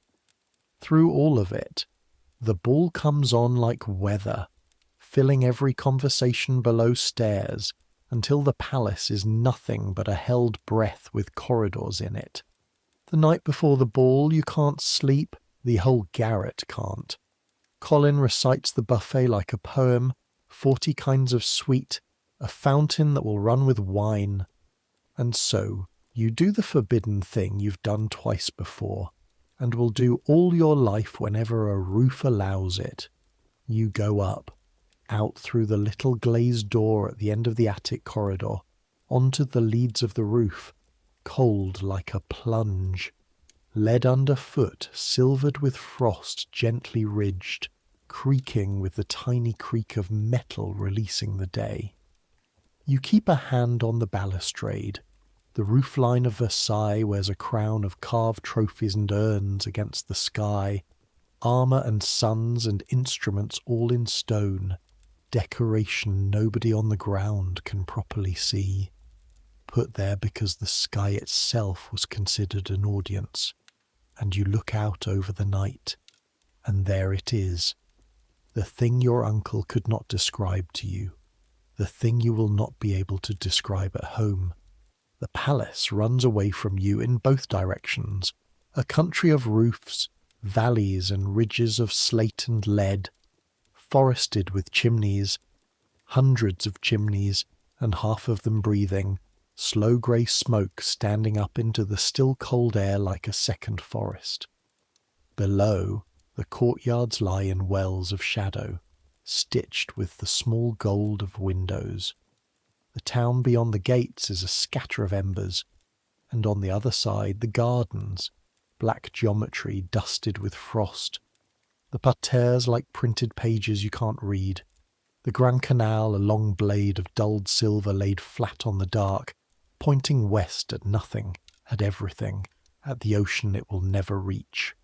No motion anywhere except smoke, No sound except, far off, a dog in the town, and beneath everything, so low you feel it more than hear it, the building itself, settling, ticking, breathing its heat into February. From up here you cannot see any people at all. That's the strange mercy of it. From up here there is no precedence, no inches, no rule about dying. There is just this impossible thing, this reef of stone and glass grown out of a drained swamp because one man willed it, glowing faintly with the burning of its 5,000 fires, and you, a wood carrier from Normandy, standing on top of it in the dark, 16 years old, with your breath going up to join the smoke of the chimneys of the King of France. Your grandfather ploughed. His grandfather ploughed. Some boy of your blood, 100 years from now, will do. What? You can't imagine it. Standing here, you can almost believe you don't have to. That the future is just more of this, forever. The palace, the smoke, the canal aimed at the dark. You are wrong about that as it happens. Astonishingly wrong. Within the lifetime of children already born, crowds from Paris will come up that avenue behind you and take a king out of this palace, and it will never house a king again. The gold rooms will stand empty, then fill with tourists in their millions, walking where you'll stand tomorrow with your buckets. But none of that is thinkable tonight, and that's not ignorance. That's the truth of every night there has ever been. Nobody is ever living in history. Everybody is only ever living in Tuesday. You go down before the cold finds your bones, and you sleep after all. 3 hours, dreamless, with your aching hands curled on your chest like a pair of borrowed tools. The day of the ball arrives the way a wave arrives, first as a lifting, then as everything at once. You are awake at 4, at work by past, and you do not stop again in any sense a farmer would recognise as stopping for the next 22 hours.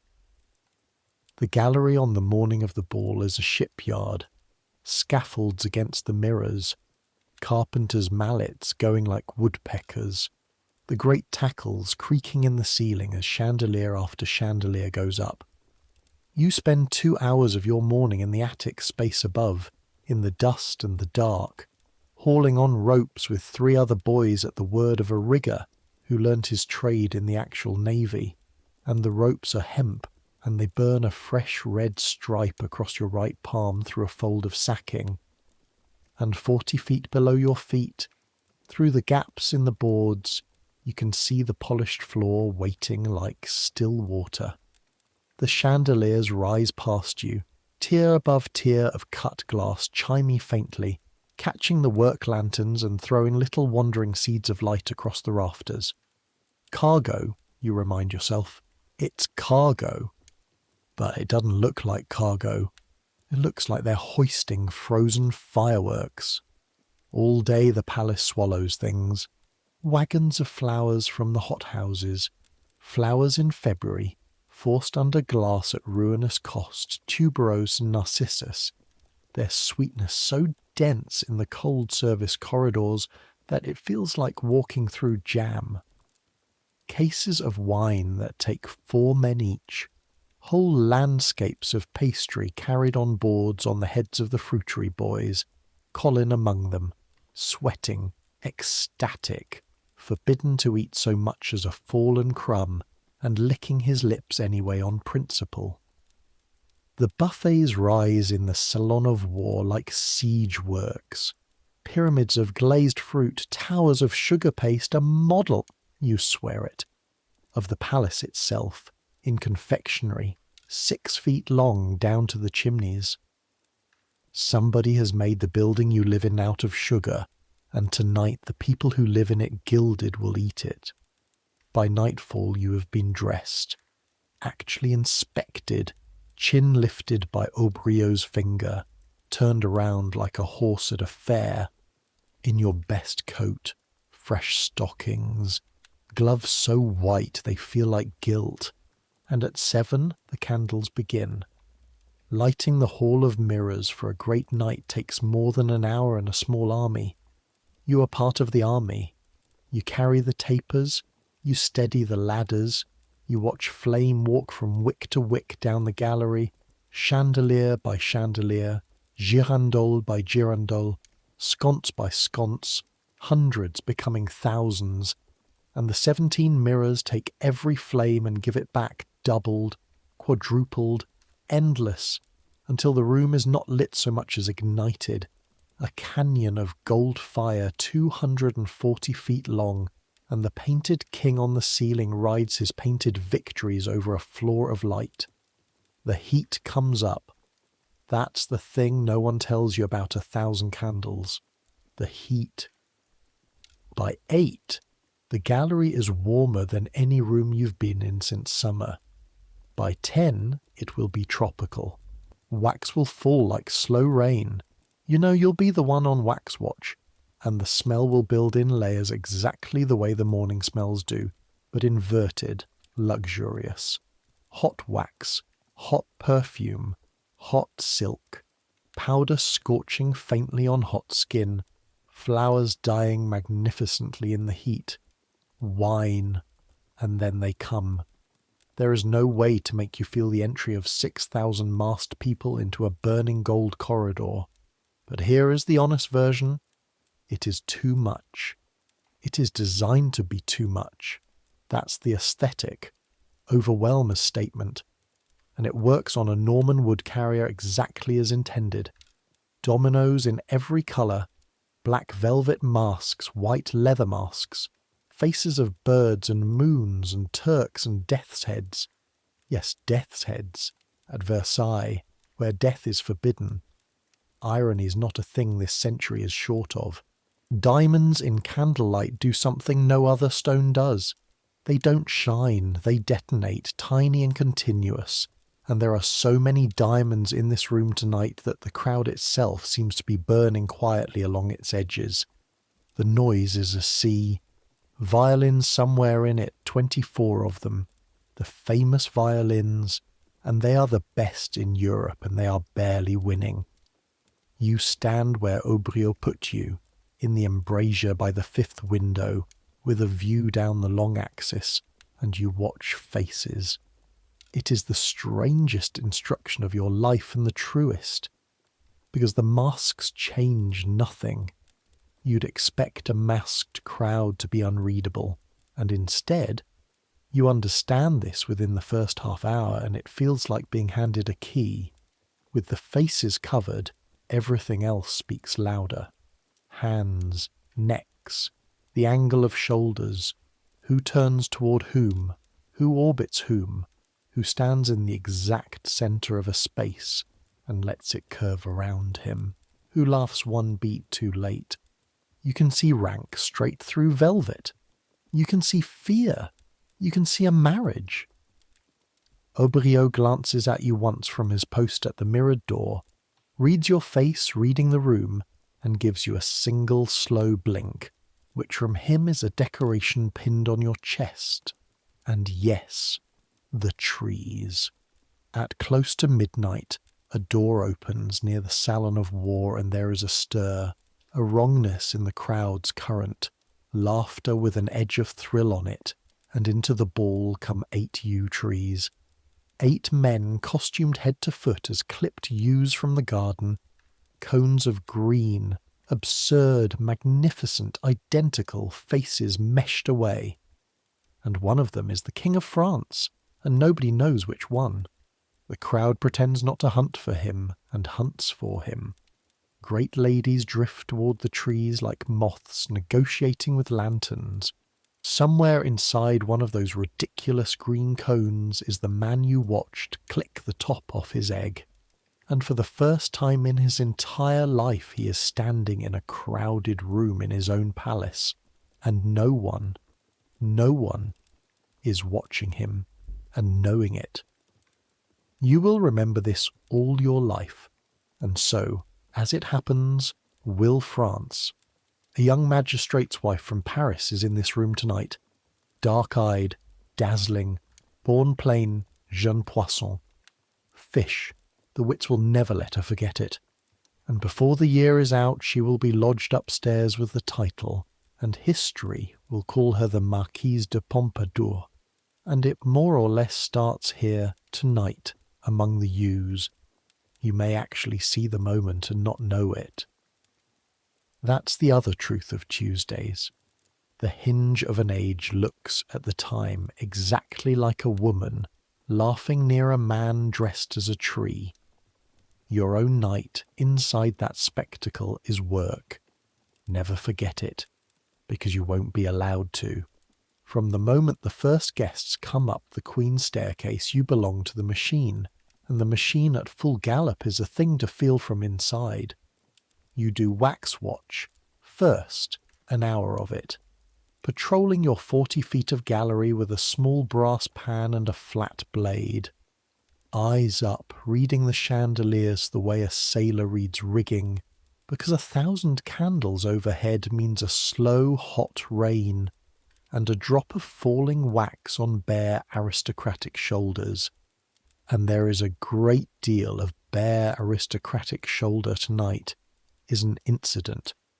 You learn to see the drip forming, the bright bead lengthening at a candle's lip 40 feet up, to drift into position below it with your pan, unhurried, incidental.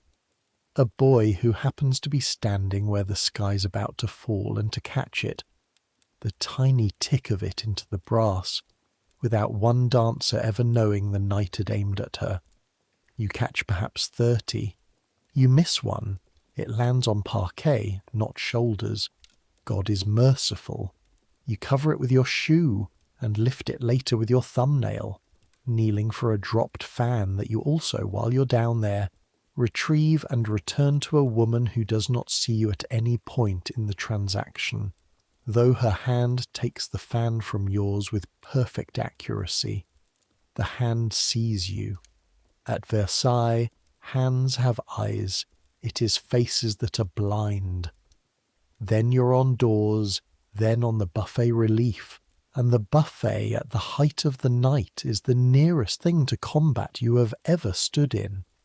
6,000 guests, and the palace, being the palace, has invited, in effect, everyone, and everyone has come, and by 1 o'clock the crush around the sugar palace and the wine fountains is beyond anything the ushers can shape.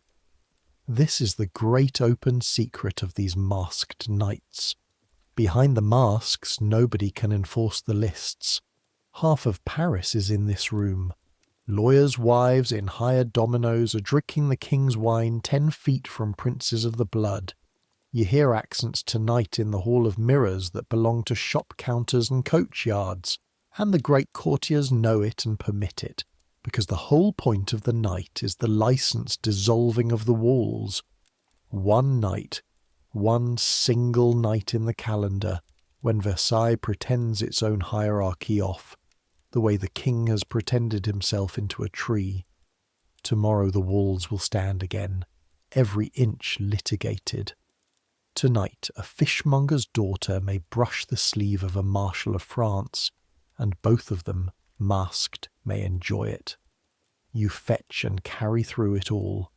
Trays out, empties back, through the press, using the servants' channels along the mirror side where a lifted chin and a murmured service. Monsieur opens seams in the crowd, and you see in fragments, in stolen half-seconds, the whole human comedy of the kingdom playing at once. 2 masked men arguing politics in a window bay, low and hot, forgetting their disguises so completely that they have both removed their masks to argue better, and are holding them, like small shields, at their sides.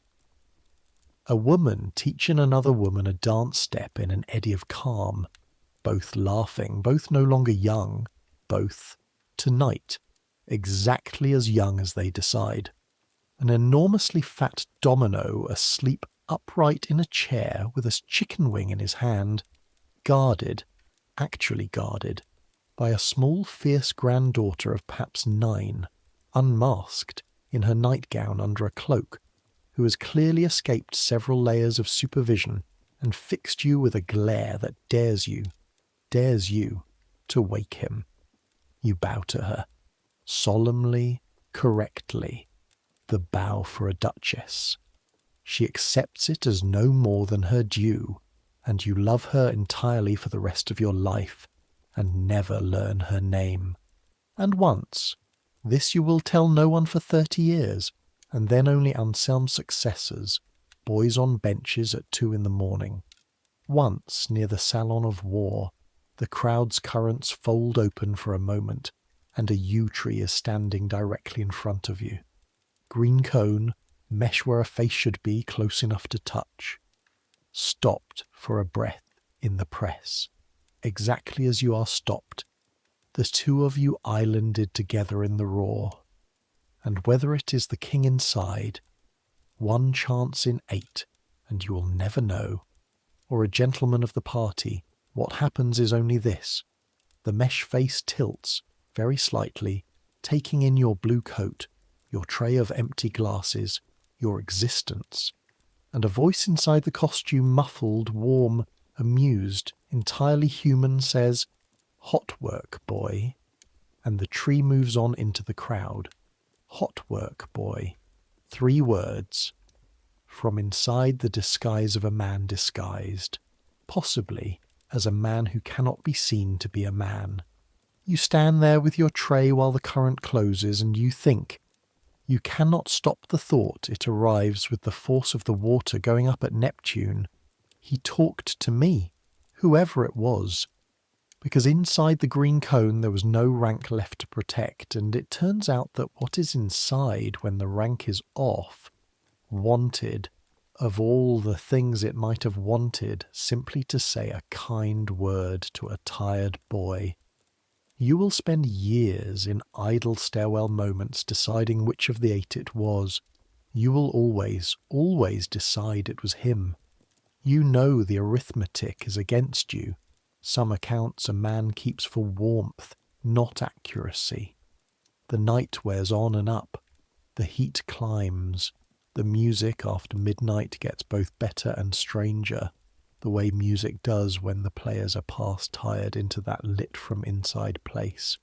And you, in the intervals of fetching, standing at your window embrasure with the cold of the glass at your back and the furnace of the gallery on your face, half of you in February, half of you in the golden fire, which is, you now understand, simply the permanent condition of your employment made physical.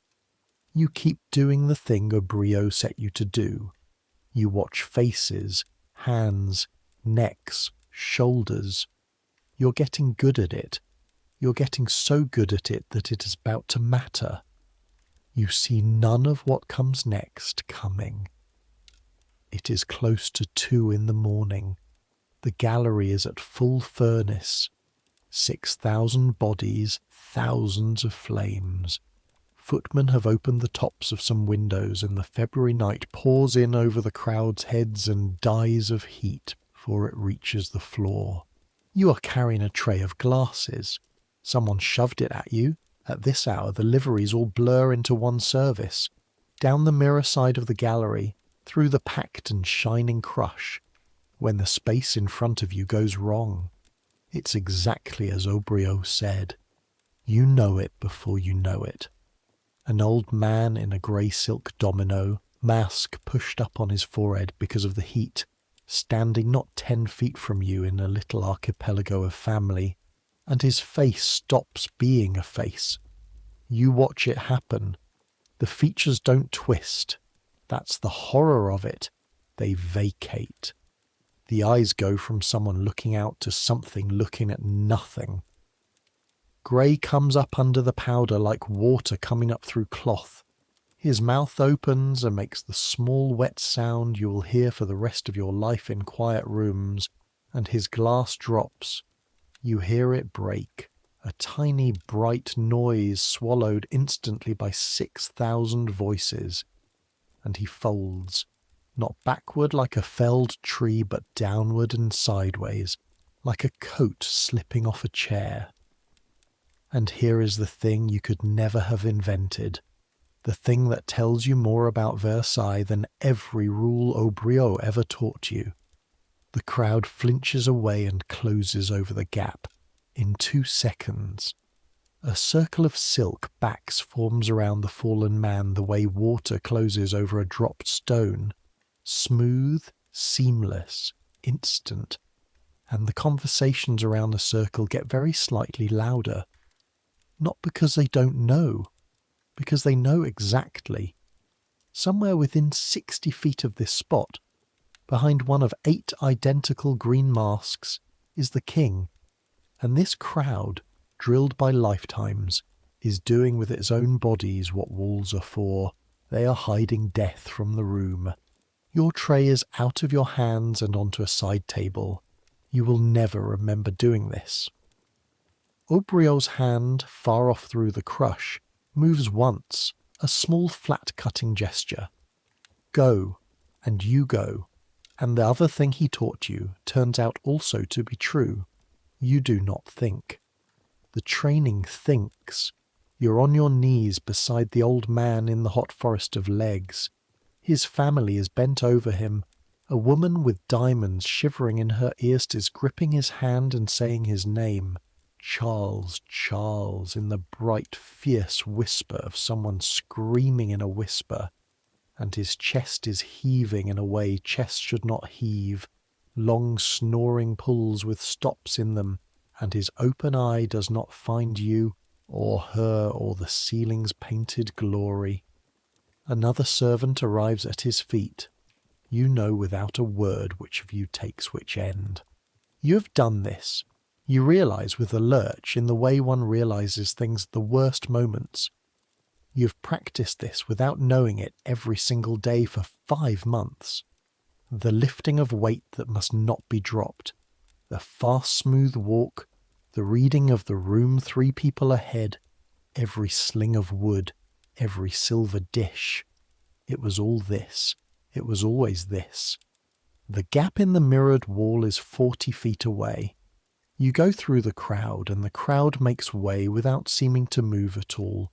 It grants you a seam exactly wide enough, closing behind you as you pass, 6,000 people cooperating in the fiction that nothing whatever is being carried through them, and a lady steps back into your path, laughing at something over her shoulder, and stops and looks straight down into the grey vacated face you're carrying. For one instant her eyes and yours meet over the dying man. She's maybe 20. Under the candlelight her mask is a little gold sun.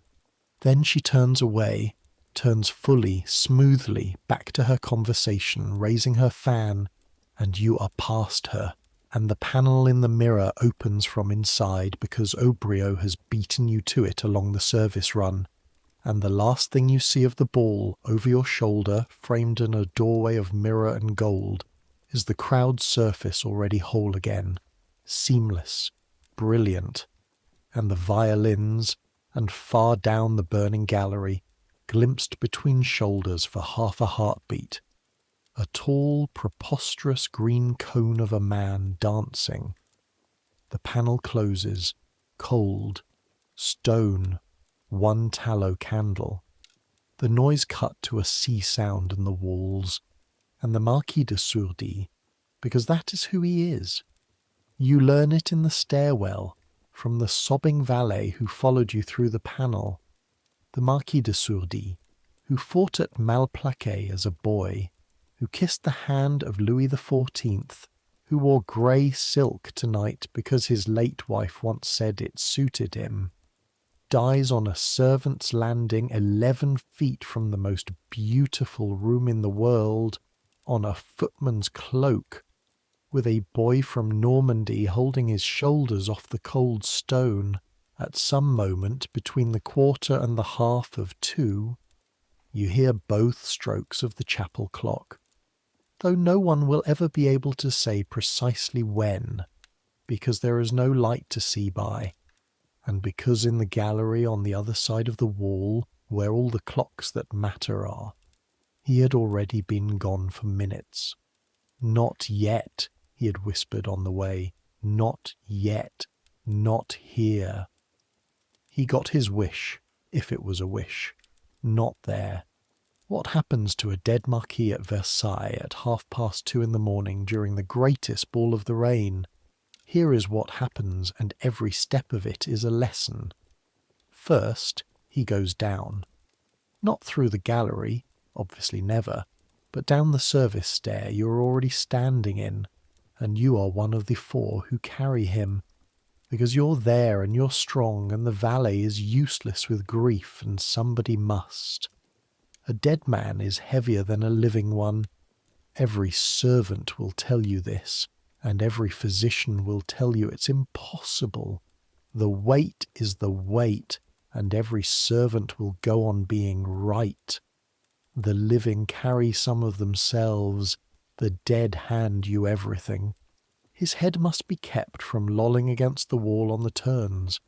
The valet walks beside you holding it, cupping the old skull in 2 hands like something that could still be hurt, and the stair is barely wide enough, and you go down through the smell of tallow and mice, through the noise of the ball throbbing in the stones, past a wine steward flattened into a doorway with his eyes politely elsewhere, down to a cold ground-floor room that is used, in ordinary times, for storing orange tree tubs.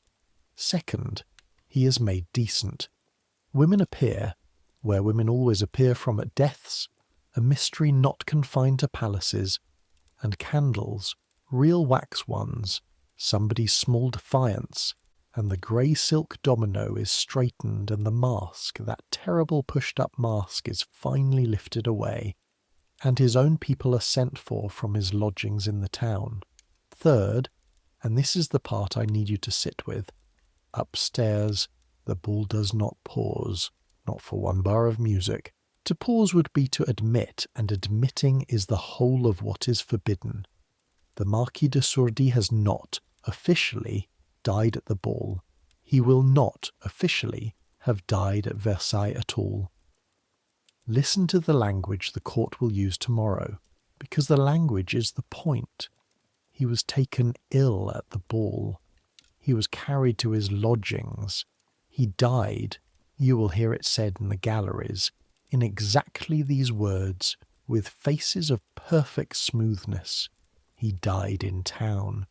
He died 11 feet from the dance floor with your hands under his shoulders, and the official truth, the truth of record, the truth of condolence letters, and the truth the king will graciously receive, is that death kept its distance, as death at Versailles always, always does.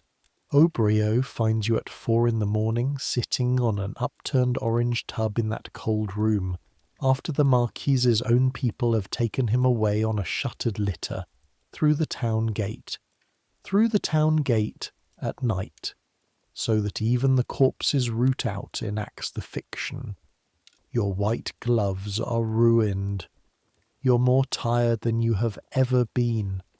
A tiredness below the muscles, down in the joinery of you, and your hands have started shaking now that no one needs them, which is apparently the arrangement your hands have made with your life. Aubriot looks at you for a while. Upstairs the violins are still going. They will go till dawn. You did it correctly, he says. You surprise yourself. You say, it isn't right. You say it to a man who could have you back in Normandy by Friday. You say it because you're 16, and something in you has been carried down a staircase tonight along with the Marquis. Aubriot doesn't blink. He picks up a fallen candle end, rolls it between those precise fingers, sets it upright on the shelf. No, he says, it isn't right. It is Versailles. And then, because he is the closest thing this building has given you to a teacher, he sits down on the other tub, heavily, a barrel of a man in his 6th decade at 4 in the morning, and gives you the only inheritance he has. Understand what you saw.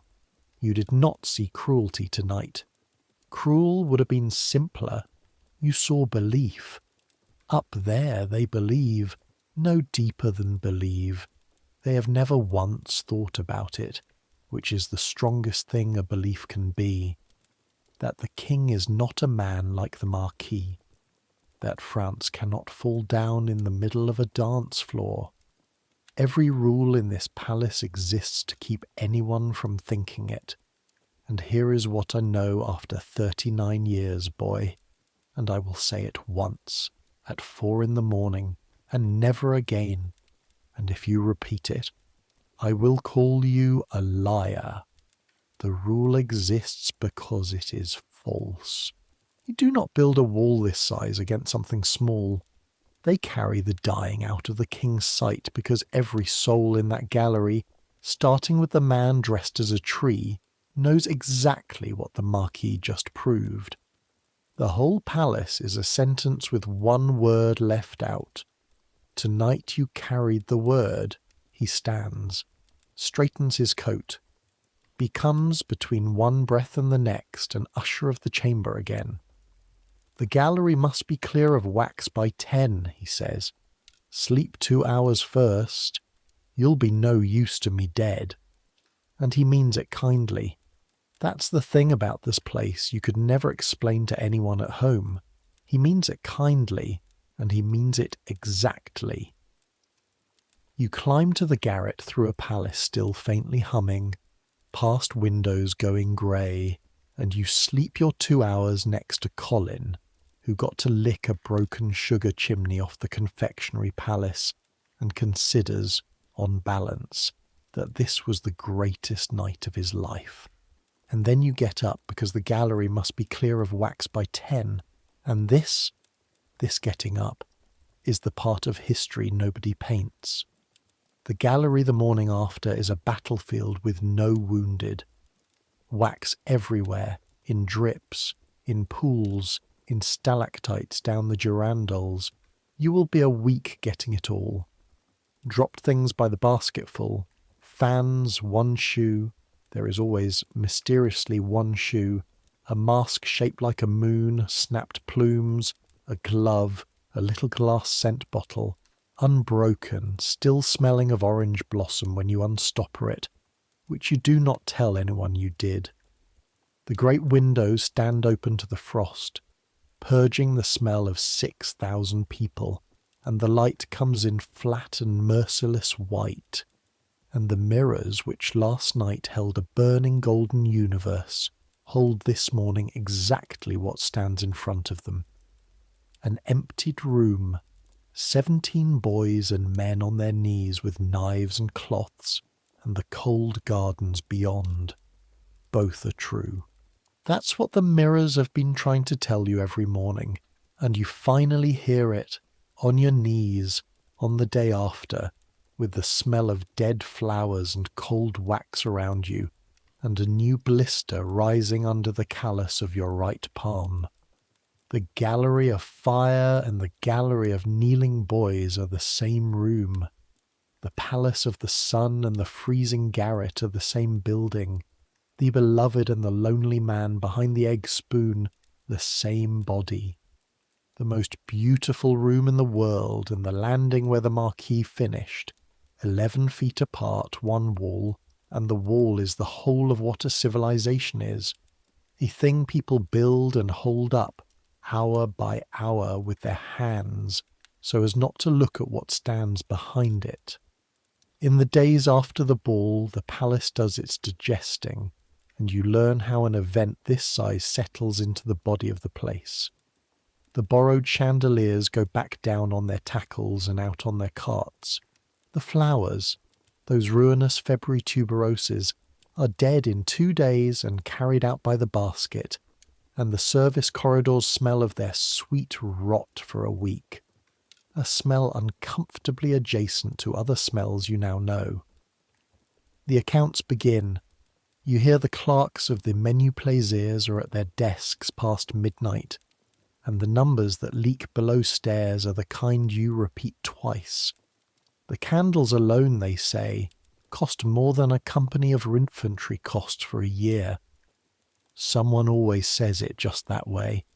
then a company of infantry, because France is at war, has been at war for years, somewhere off beyond the horizon in Flanders and Bohemia and on the sea. And the war is the invisible lodger in every conversation at Versailles. It eats the taxes, it eats the men, and the court dances harder every winter, as if dancing were a way of shouting it down. You carried some of those candles on your own shoulder. You do the servants' arithmetic in the dark, and you don't tell anyone the total.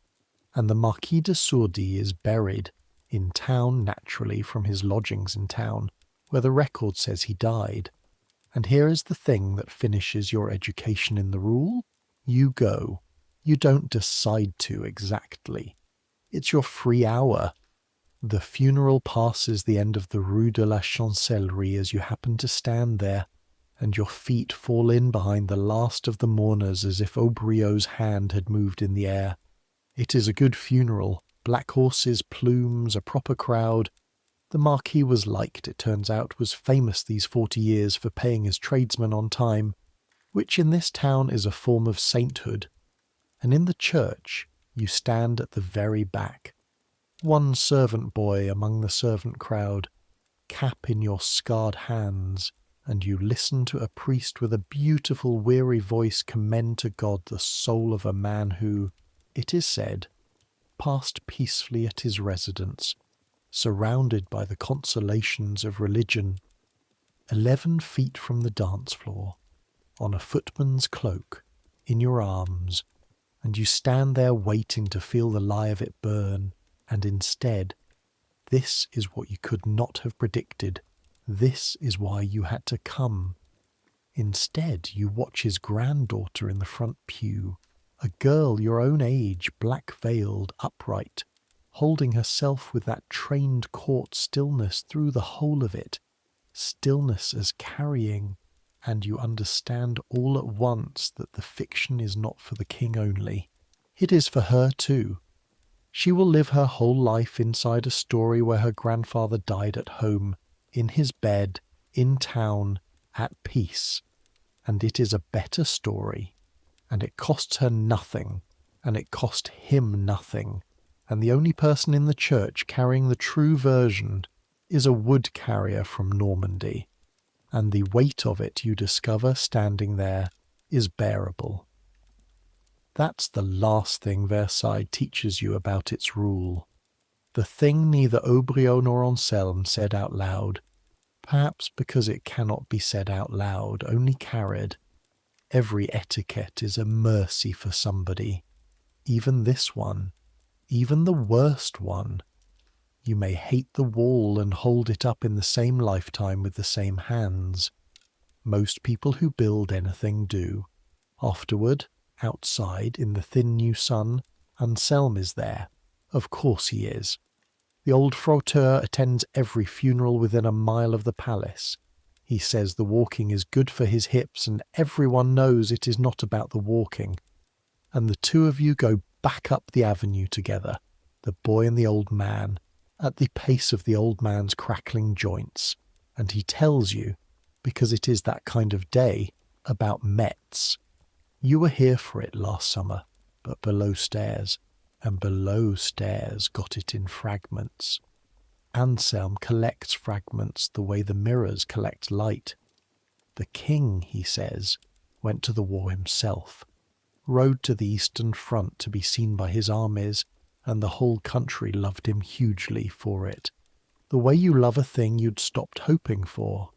And at Metz he took a fever, and the fever got worse and then much worse, and for 8 days in August the King of France lay dying. Actually dying, no etiquette about it in a bishop's palace far from home. And the rule, boy, this is Anselme's point. This is why he is telling you. The rule tried to hold, and could not. Death got into the king's own bedchamber and pulled up a chair. The priest would not give him absolution until he sent his mistress away publicly. Publicly. Disgrace before all France as the price of heaven, and he was frightened enough to pay it. Ministers wept in doorways. Couriers killed horses on the Paris road. And Paris, which reads pamphlets and grumbles about the taxes. Paris went mad with grief. 6 churches going all night. Strangers embracing in the streets at each rumour of improvement. They counted, at Notre Dame alone, thousands of masses bought for his recovery by ordinary people, fish porters, laundresses, out of wages like yours. That was the summer they began calling him the Beloved, and then he recovered. Anselm stops at the foot of the avenue, breathing, one hand on a milestone, and looks up at the palace filling the sky ahead of them, gold in the afternoon. And he came home, he says, and everyone had seen it. That was the trouble. All France had watched the king almost die, out loud, in public, with the etiquette stripped off. The wall had come down for 8 days, and the whole country looked at what stands behind it, and no one has ever been able to fully unsee a thing like that. They still call him Beloved. Listen carefully in the galleries, boy, the way I taught you, and tell me if the word doesn't sound different this year. Like a coin that rings a little false since it fell on the stones and was picked up again. He pushes off the milestone. His hips crack like green wood. That is why the rule is fiercer than ever now, if you've noticed, and I know you've noticed. The mirror polishes hardest where it is scratched. You walk the rest of the way up the avenue in silence into the shadow of the gates, and you notice, you cannot stop noticing things now. It is a disease you will have forever, that the 2 of you fall automatically silent and single file at exactly the point where the palace can see you. Spring comes on properly after that, and it changes the whole animal. The frost leaves the gravel. The orange trees come out of their winter hall. The tubs you sat on the night the Marquis died, and one morning you help wheel them, tree after tree in their white boxes, hundreds of them, out into the sun of the south parterre, and the smell. When the first warm afternoon touches their leaves is a thing you want to send home in a letter. The whole terrace breathing orange blossom over the fading smells of winter, the palace rinsing its own mouth. The fountains are unbound. You're outside on a Sunday when they test the Neptune basin, and the water goes up with a sound like a crowd gasping higher than the trees, and every servant and gardener within sight stops working for 1 minute, one unauthorized, universal, utterly forgivable minute, to watch the wind take the spray and hang a brief flag of rainbow over the north woods. You write home in April, your 3rd letter ever. Paper is money, and you sit over it in the garret with Colin's borrowed pen and discover the thing every servant of this house discovers. You cannot tell them. You try. Dear mother and father, I am well. The work is hard, but I am well thought of. I have seen the king as close as our door to our gate. All true, and behind the words, untellable, the mirrors waking at dawn, the mist inside the chapel, the footsteps crossing 3 dark rooms, the weight of a silver ship, the grey coming up under an old man's powder like water through cloth, the granddaughter's stillness, the coin that rings a little false. You write, the candles here are wax, not tallow, even for ordinary evenings. You know your mother will read that sentence out loud to the neighbours, and you know it will do the work of all the sentences you cannot write. Wax, not tallow. In our village that is heaven, and heaven is close enough to the truth. Colin, watching you seal it, asks what you told them. That the candles are wax, he nods, entirely satisfied. A professional respecting a professional. That's the whole of it, really, he says, and goes back to sleep.